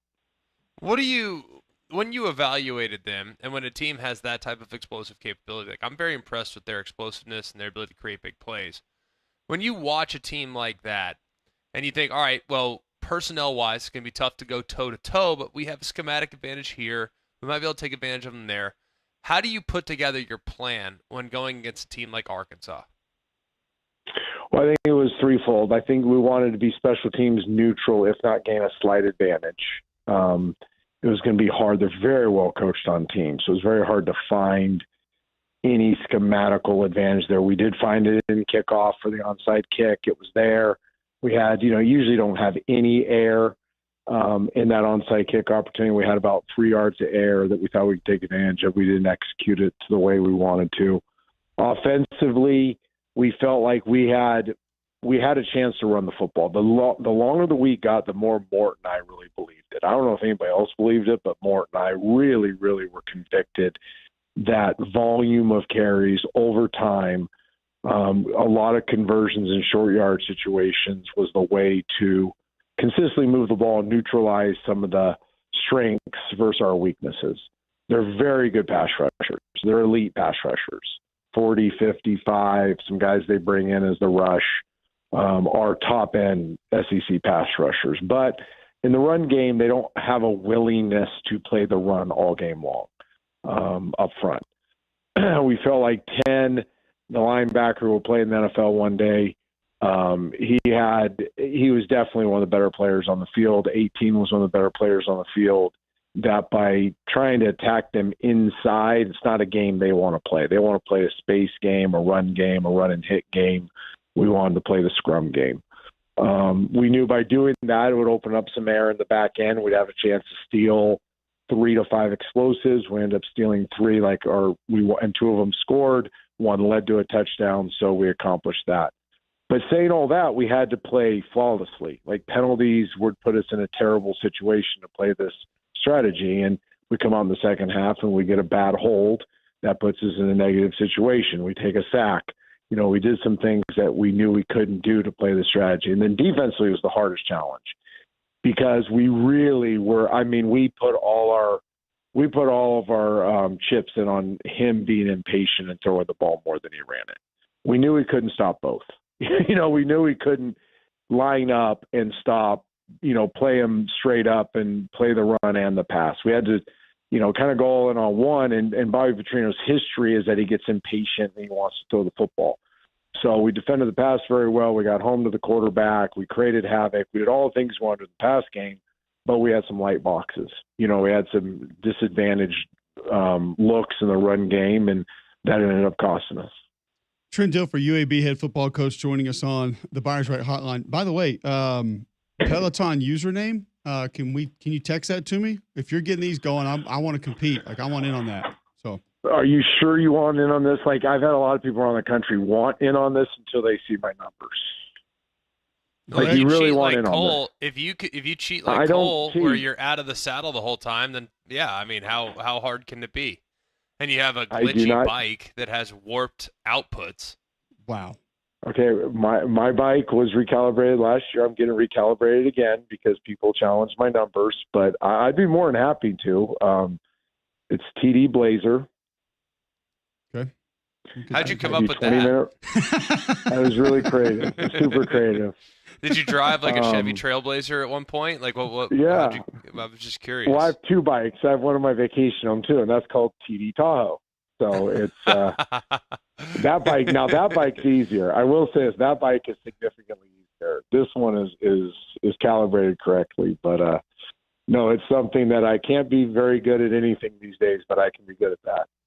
What did you make of this Arkansas offense? Because you basically laid out your entire plan for how you wanted to attack their defense. Because it's an interesting group. I feel like they can be a north-south run team when they want to, but at times it's disappeared a little bit. We know the quarterback is super athletic. He can break you down, make plays with his legs. He's a much better passer, in my opinion, than last year, but that still has some real inconsistencies. What was your plan going in for that side of the football? Well, in the SEC, it'll be different than how we had to defend it. In the SEC, I think they're vulnerable to be challenged at the line of scrimmage. I think you can load people around the line of scrimmage and challenge them to win one-on-one matchups. They have one very good wide receiver that will win some of his one-on-one matchups in the SEC, but not all. You're going to have to add a hat near the line of scrimmage to defend 11-on-11 football, the quarterback and the run schemes. And he's using all his Lamar Jackson stuff from Louisville. So we went back and studied some of it. Well, we're kicking ourselves in the tail as we didn't go way back. We should have watched every Lamar Jackson clip. Instead, we watched probably 30 to 40%. They pulled out, old school double sliders, misdirection, like they pulled off quarterback pin and pull, stuff they did to Lamar, and he hadn't done it at Missouri State.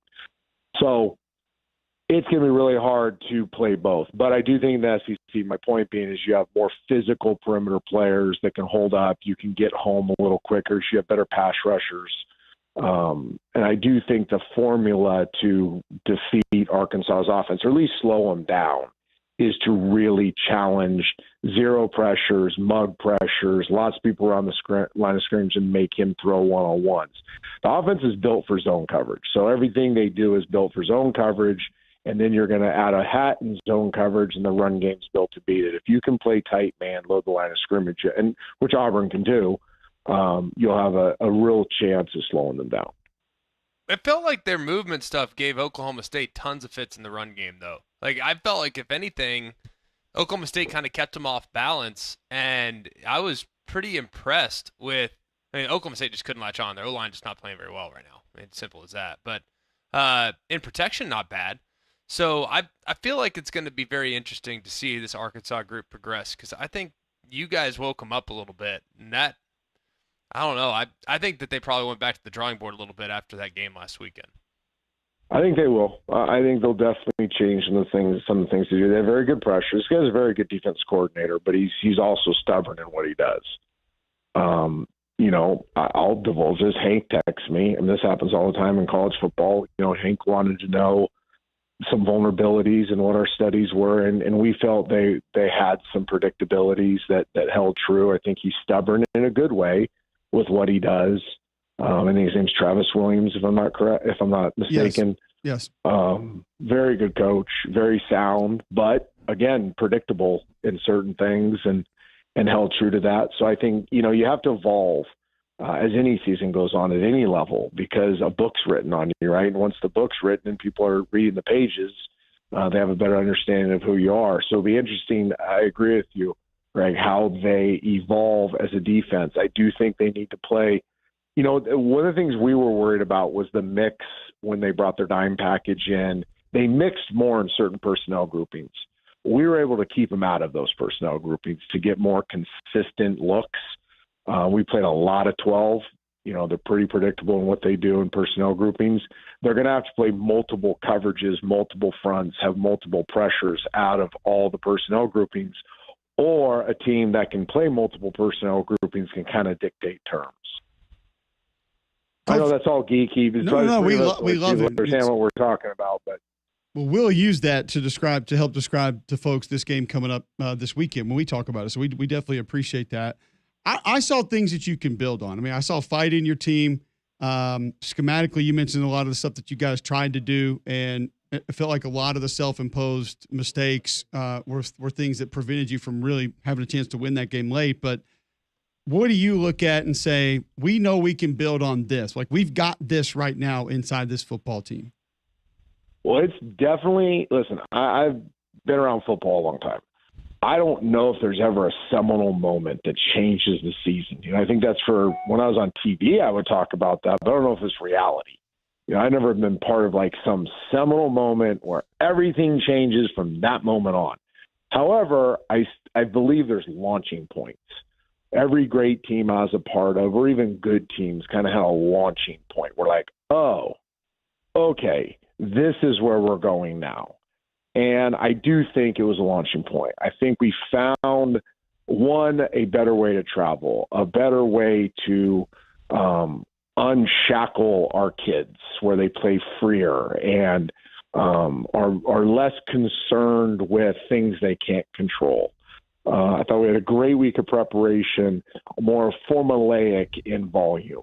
I think we're to a fault, we carry too much stuff, right? And I've known that since day one, but we've also been trying to teach them a ton of football, figuring like football awareness, football IQ grows over time, and you have to expose them to a lot. Well, now we're pulling back and we're formulaic in our approach. Now, none of that matters. This is only a launching point if we fix the things that we have not fixed in 21 months. Being, not reading messages on our teamwork site, not finishing lifting groups on a Sunday, not having locker infractions, picking up trash around the building, not missing academic appointments, not being late to meetings, weighing in and weighing out, like basic responsibilities, details in our approach that carry over to details in the game. And I just had a very difficult time trying to get this group to understand the way you do small things is the way you will do all things. Not small things equal all things. You will do all things with a lack of detail if you're not detailed in your life. And that's what's beat us it's not been a talent thing. We were probably a 6-6, 7-5 teams last year, and 4-8 because of a lack of attention to detail. Right now, we're 1-2 football team. It should probably be a 2-1, possibly a 3-0 football team if we're hyper sensitive to detail. So this can be a launching point because we found some good things and we like the football character of this team if we fix the stuff that we have not fixed yet. And I'm meeting with them after practice today at 12, and I'm basically giving them this exact talk. Like, it is on you, the player, the coach, me, to fix the little things in our lives, because that will translate to the little things in games that win and lose close games. I will say, putting up over 400 on 20-minute ride, that's pretty legit. That's a challenge, but I'm willing to accept said challenge and make a run at it today. So I will do that. So the better part, my goal for the last, I think it's been about 4 months, is I don't think I've had a ride where I don't finish in the top 1%. I don't think I've had a ride in 4 months where I haven't finished in the top 1%. The 409 was, I almost killed myself, is this kind of like holy grail that was out there that I was chasing for a while. One day I closed my eyes and I opened them at 398 and I was devastated. But the bigger accomplishment to me is every time I get on that dang thing, it's trying to finish in the top 1%. Okay. I'm looking back at some scores. I got a 394 on a 20 right here. So I'm in range. Oh, wow. You have a 394? Yeah. Yeah, but he Okay, doesn't his have a bike calibrated bike. Yeah, Which his thing bike is needs fake. to get calibrated. Absolutely Yes. fake I bike. cheat. That's it. I cheat. You're right. Yes. 100%.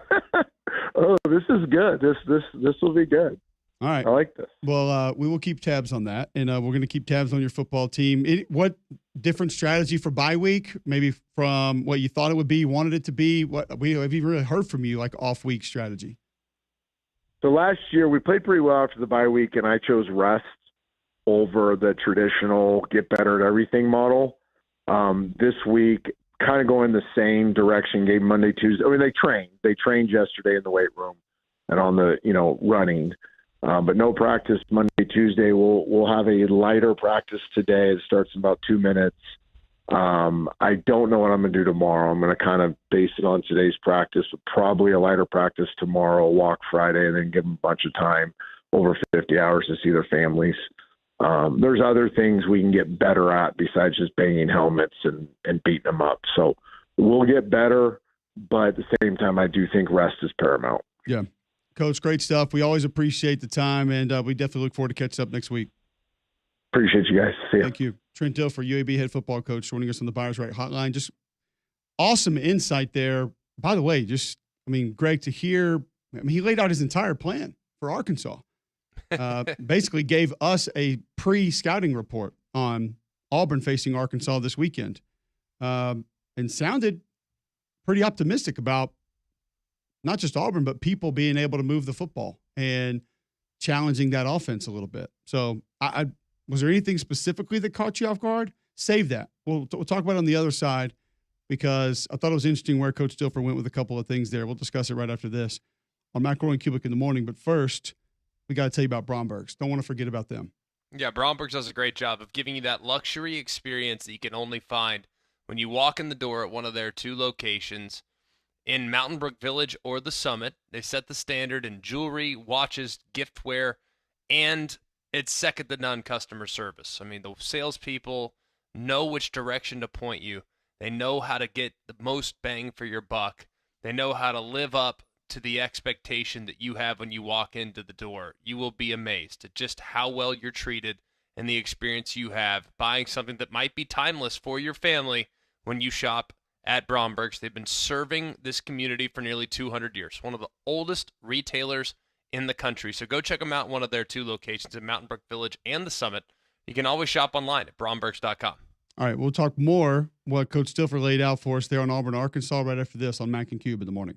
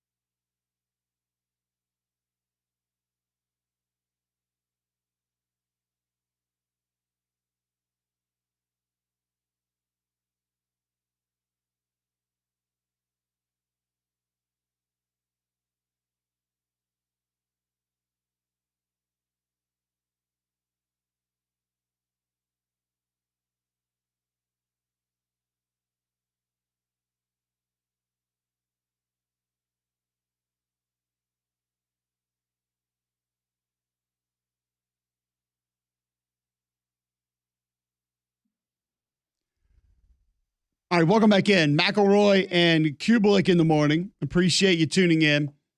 Trent Dilfer laying out some of the plan there for what Auburn could do to attack Arkansas. 9:21 a.m. Wednesday, September 18th, right here on Jocks 94.5.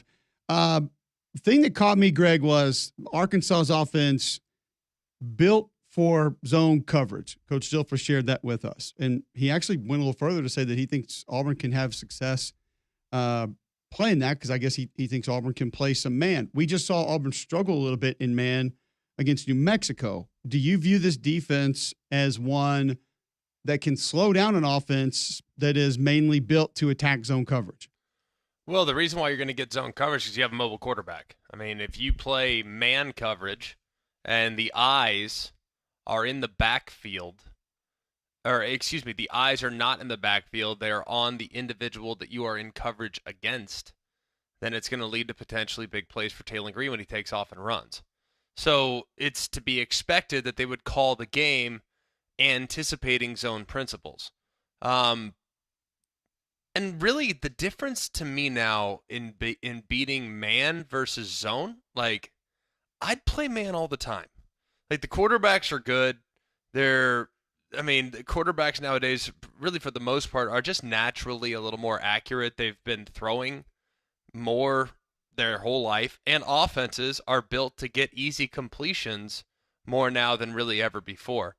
So when you start to contest tight throws and you just play man coverage, like, you might get burned a couple times, sure, and you got to have the personnel on the back end to do it, but I'm all about playing man coverage. I mean, all about it. I hated facing it, especially against teams that had the dudes in the back end. You had to anticipate really well, and you had to anticipate those throws, and you better be super accurate. But the SEC in general has kind of gotten away from man coverage the way it once was because receivers are more explosive, and I think because defensive backs aren't as good. So I think that has a lot to do with it. Yeah, it's interesting to think of it that way. But it was the other side of the football that I thought interesting. You know, he kind of laid out some ways to attack the Arkansas defense, and he said it. He didn't think that they could hold up against the run. I do think that's been a little bit of a problem. But, I mean, do we have – let me ask this question first before we go further. It's like, do we think – and, John, you can jump in on this. Do we think Auburn fans believe they're going to win this game this weekend? Like, are Auburn fans thinking right now that, we got this game? Oh, they absolutely are. Yeah. And not like the ones that automatically think they'll beat anyone. That if they take on the Kansas City Chiefs, they'll take Auburn. Yeah, No. But like the ones that see things kind of for what they are. Yes, yes. The ones at least I know, yeah. I've had a couple tell me too, like, no, we're fine. I was like, oh, wait, hold on a second. You sure? Yeah. I don't know about you, Greg. Like, I'll tell you straight up, I don't feel good about Auburn this weekend. Yeah, I don't either. I don't at all. And I also I watched the same tape that Trent watched. Like, I don't feel like they're as gettable on the ground as he thought they were. Like, I watched them against Oklahoma State. I think they were able to split a couple double teams. I think they used some movement stuff. Like, I think they did some nice things in the run defense. Like, I think they did a pretty good job tackling in space. Now, I'm not going to sit there and say that by the end of the season they're the 85 Bears where you just concede defeat trying to run it against them, but I didn't think that they were that gettable on the ground. You've watched them. What do you think? I do think that if there is a weakness on the defense, it's that defensive line is thin. And if you're not going to attack them east and west, because, I mean, listen, like Xavier Story can run. I mean, they got a couple linebackers that can just flat out run. They're going to get to the sideline before you are. So, yes. But can you go right at them? And I think that's where, because like I said, the UAB offensive line has got some beef. And every now and then they get going a little bit, and they got some nasty to them. It's not consistent, but they've got it.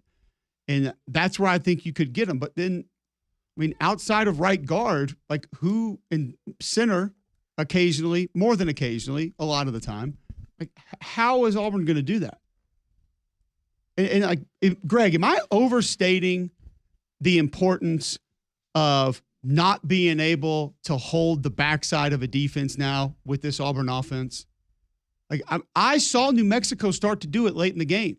I mean, those backside defensive ends were flying down the line of scrimmage, almost making plays in the backfield. And my immediate thought is they're making that play next week. Like Landon Jackson's making that play. Yeah, but I think you can hold them enough with boot action. I mean, you don't have to have a Usain Bolt at quarterback to be able to have a solid bootleg game. But these edge defenders nowadays, I mean, they understand how to play flat. As long as you don't just all out commit to the mesh, these guys can retrack and at least force you to get rid of the ball semi-quick. I don't know. I just feel like that is going to be something that not a lot of people are talking about that has a chance to be problematic in this. I'm going to call it the new Auburn offense moving forward, because you can't be the same offense anymore. You're not going to have some design quarterback runs, and you're not going to have the option for your quarterback to keep the ball as often as you did before. It's not all built in anymore. It's not. It can't be. So I think that's going to be problematic for the traditional run game. That and the fact that you're going to whiff 8 or 10 times a game up front. That's always problematic in the run game. I don't care how good or bad you are. All right, get to a break. When we come back, let's hear from some college football coaches that had some things to say in the last day or so that we hadn't gotten to. We'll do that next on Mac and Cube in the morning.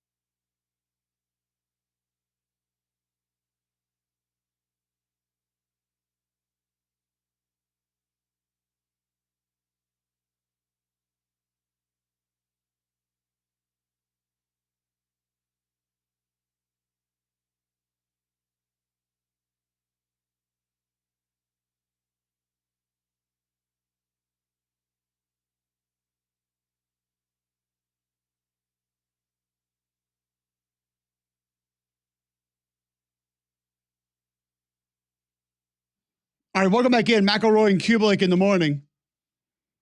9:30, Wednesday, September 18th, right here on Jocks 94.5. You got to go check out my friends at Royal Automotive. If you are looking to get rid of your vehicle, maybe not even trade it in, maybe not even buy another car for Royal. I listed my pickup truck on Facebook a couple of years ago. Thankfully, got a message from my friends at Royal immediately. said, bring that thing down here. Don't do that. You don't need to waste your time on Facebook. Don't try to sell anything online. It can be dangerous. You've got scammers you got to worry about. Don't do that.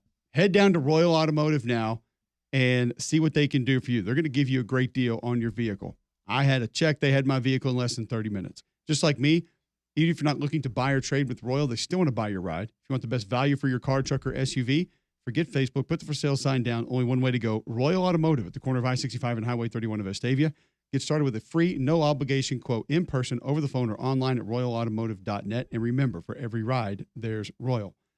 You want to get on Auburn, Arkansas this weekend, 800-239-9569. You can do that now. We're going to hear from a couple of coaches around the league, though. Greg, we know South Carolina, LSU, a lot of controversial plays in that one. A lot of plays that a lot of folks weren't really sure if the right call was made. Shane Beamer had this to say about what the league office said to him in response to his dislike with some of the calls. A lot of the times when we don't send in plays after a game, it's honestly thinking that, like, what's the point? I know they missed it, so why do I need to send it in as well? So we don't send in a lot of plays. We did this week because, frankly, there were a lot that I wanted some clarification on that I disagreed with or wasn't sure what they were calling or why this was a penalty. And some of them from Saturday were ones where we got flagged for this, but if we had done this, would we have still been flagged? Stuff like that, things that I'd had questions about. So there were some certainly that I maybe didn't like what he said, but I get it. There were some that I absolutely was on board with his response. And then there were a couple that, frankly, we can agree to disagree on some of them as well. Is that about where you expected Shane to go with that? Yeah. Yeah. I mean, the reality is that the most controversial plays in the game were called accurately. You don't have to like it. I know you, for instance, don't like the illegal blindside block. Correct. I don't particularly like it either. You know what I also don't like? When Jalen Walker gets flagged for unsportsmanlike roughing the passer when he didn't do anything against Brock Vandegrift. Yeah, nobody's defending that one. Nobody. It's ridiculous. Some of the stuff is over the top for sure, but the reality is an illegal blindside block is when you are blocking in the opposite direction of where the ball carrier is going. And whether you constitute a shove as a block is up to you, but the reality is you didn't have to touch the guy. You could have walled him off or sealed him or just stood there and make him run around you, and you would have been fine. But he shoved him, and it resulted in a flag. And I hated it for South Carolina because it should not have been – it was a bad decision by their player.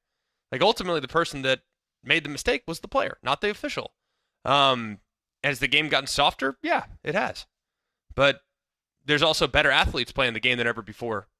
So you take the good in with the bad. And I personally did not think the game was as horribly officiated as everybody else seemed to think it was. Also, Ohio State back in action this weekend. How did you feel about the officials before we change the subject? How did you feel about it? In specifically that game? Yes. Because some people have said that South Carolina was robbed. I don't agree with that. I mean, I'm just curious your thoughts. Yeah, people are going to say that when there's big game-changing, potentially game-turning plays that are reversed by a flag. They're going to immediately, that's what the go-to is going to be. Even whether you're a penalty vulture or not, people are going to say that you were robbed or that game was taken away or the officials stole it. Just because these are the same people, mind you, that will say you can't throw the flag in that moment. You can't throw the flag there. Okay, do you want the game officiated or not? Plain and simple. Because I didn't know there was a 2-minute warning on officiating when the flags all of a sudden were not able to be pulled out of the belt. I didn't know it was a real thing. So you officiate the game the way you see it. You and I disagree on one call in that game. Did I think multiple calls were egregious? No, I didn't. But, I do think we're flag happy in general. We've talked about this. There's a different emphasis on holding this year. I've seen multiple that no way I'd call them. And I'd probably never throw one, but it being realistic like the holding on the Texas tackle in the Michigan game. He's rolling out to that side. Yes, his arms are extended, but he drives him to the ground. On the third down, on the first play, like the first third down of the game? I think it's a little later than that. They wiped the touchdown out? Yeah, that was it. Yeah. Yeah. That's not holding. Like, you are owning that individual into the ground, not holding him. Like, he could not have detached if you let go of him and gone and made that play. And so that's kind of where I'm with holding. Pass interference now. It's just, if there's contact down the field, they're just going to throw the flag. Yep.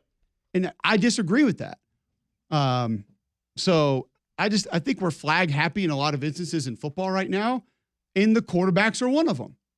I mean, that's probably been at the top of the list for what, 8 or 9 years now? Almost ever, yeah. And it feels like it almost kind of grows and grows and grows a little bit more every year.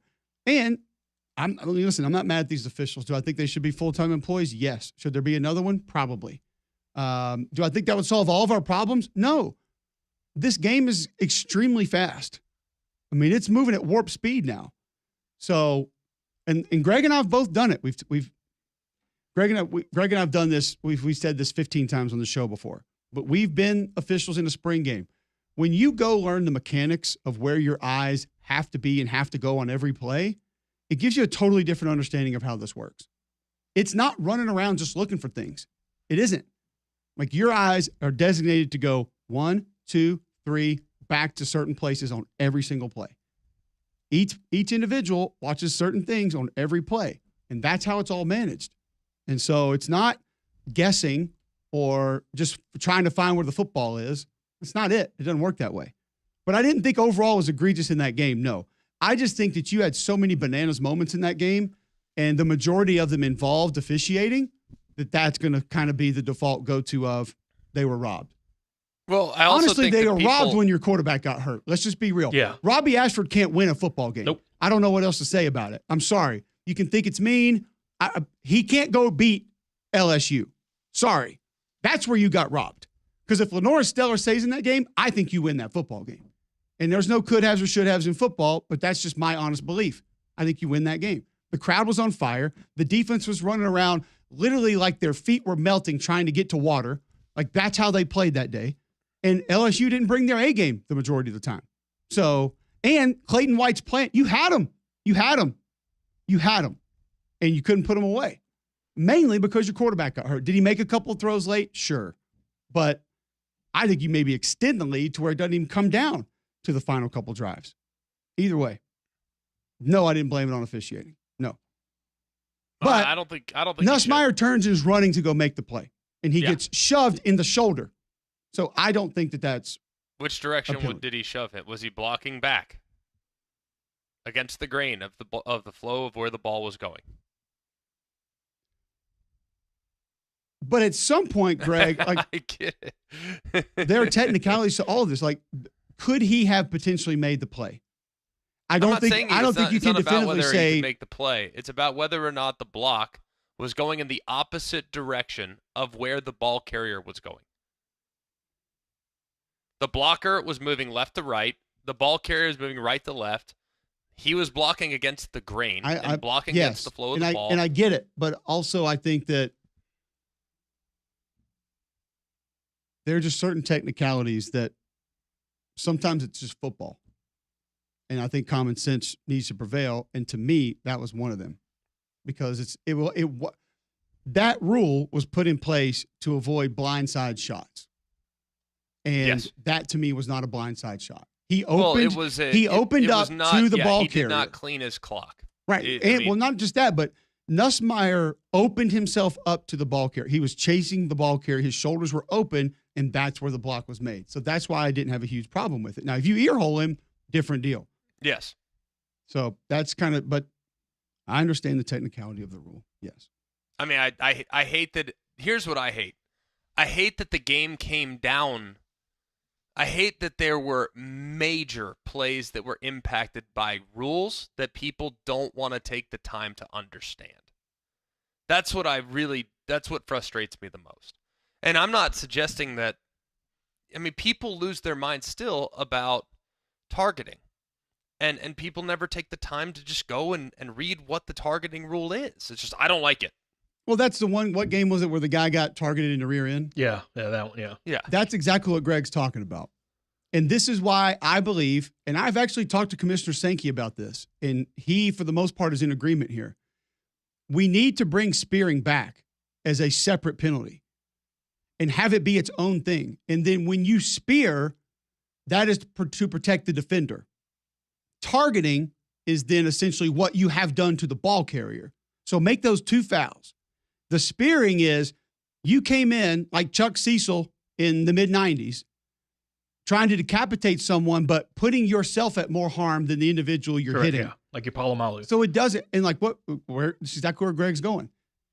You can target anywhere. You can target on somebody's ankle. It doesn't matter. It's to protect the defender, putting their head down and going in trying to take someone out that way. And like Greg's saying, like I heard multiple people talking about that. You target them in the butt. It doesn't matter where it is. If you go in with your head down, like the old poster we all had in our locker room with the Ghostbusters, cross out thing, and the guy's got his head down. If you do that, that's going to be called targeting to protect you. It has nothing to do with what you did to the ball carrier. But that's why I think it needs to be two separate fouls. There also is like the semblance of like, He-Man, a tough guy, back in my day. Like, and I get that. Like, I totally get the game is soft. It's not the game I grew up playing. Like, I understand that sentiment. It's not a negative, by the way. The game is softer. The game has become less violent. All those things can be true.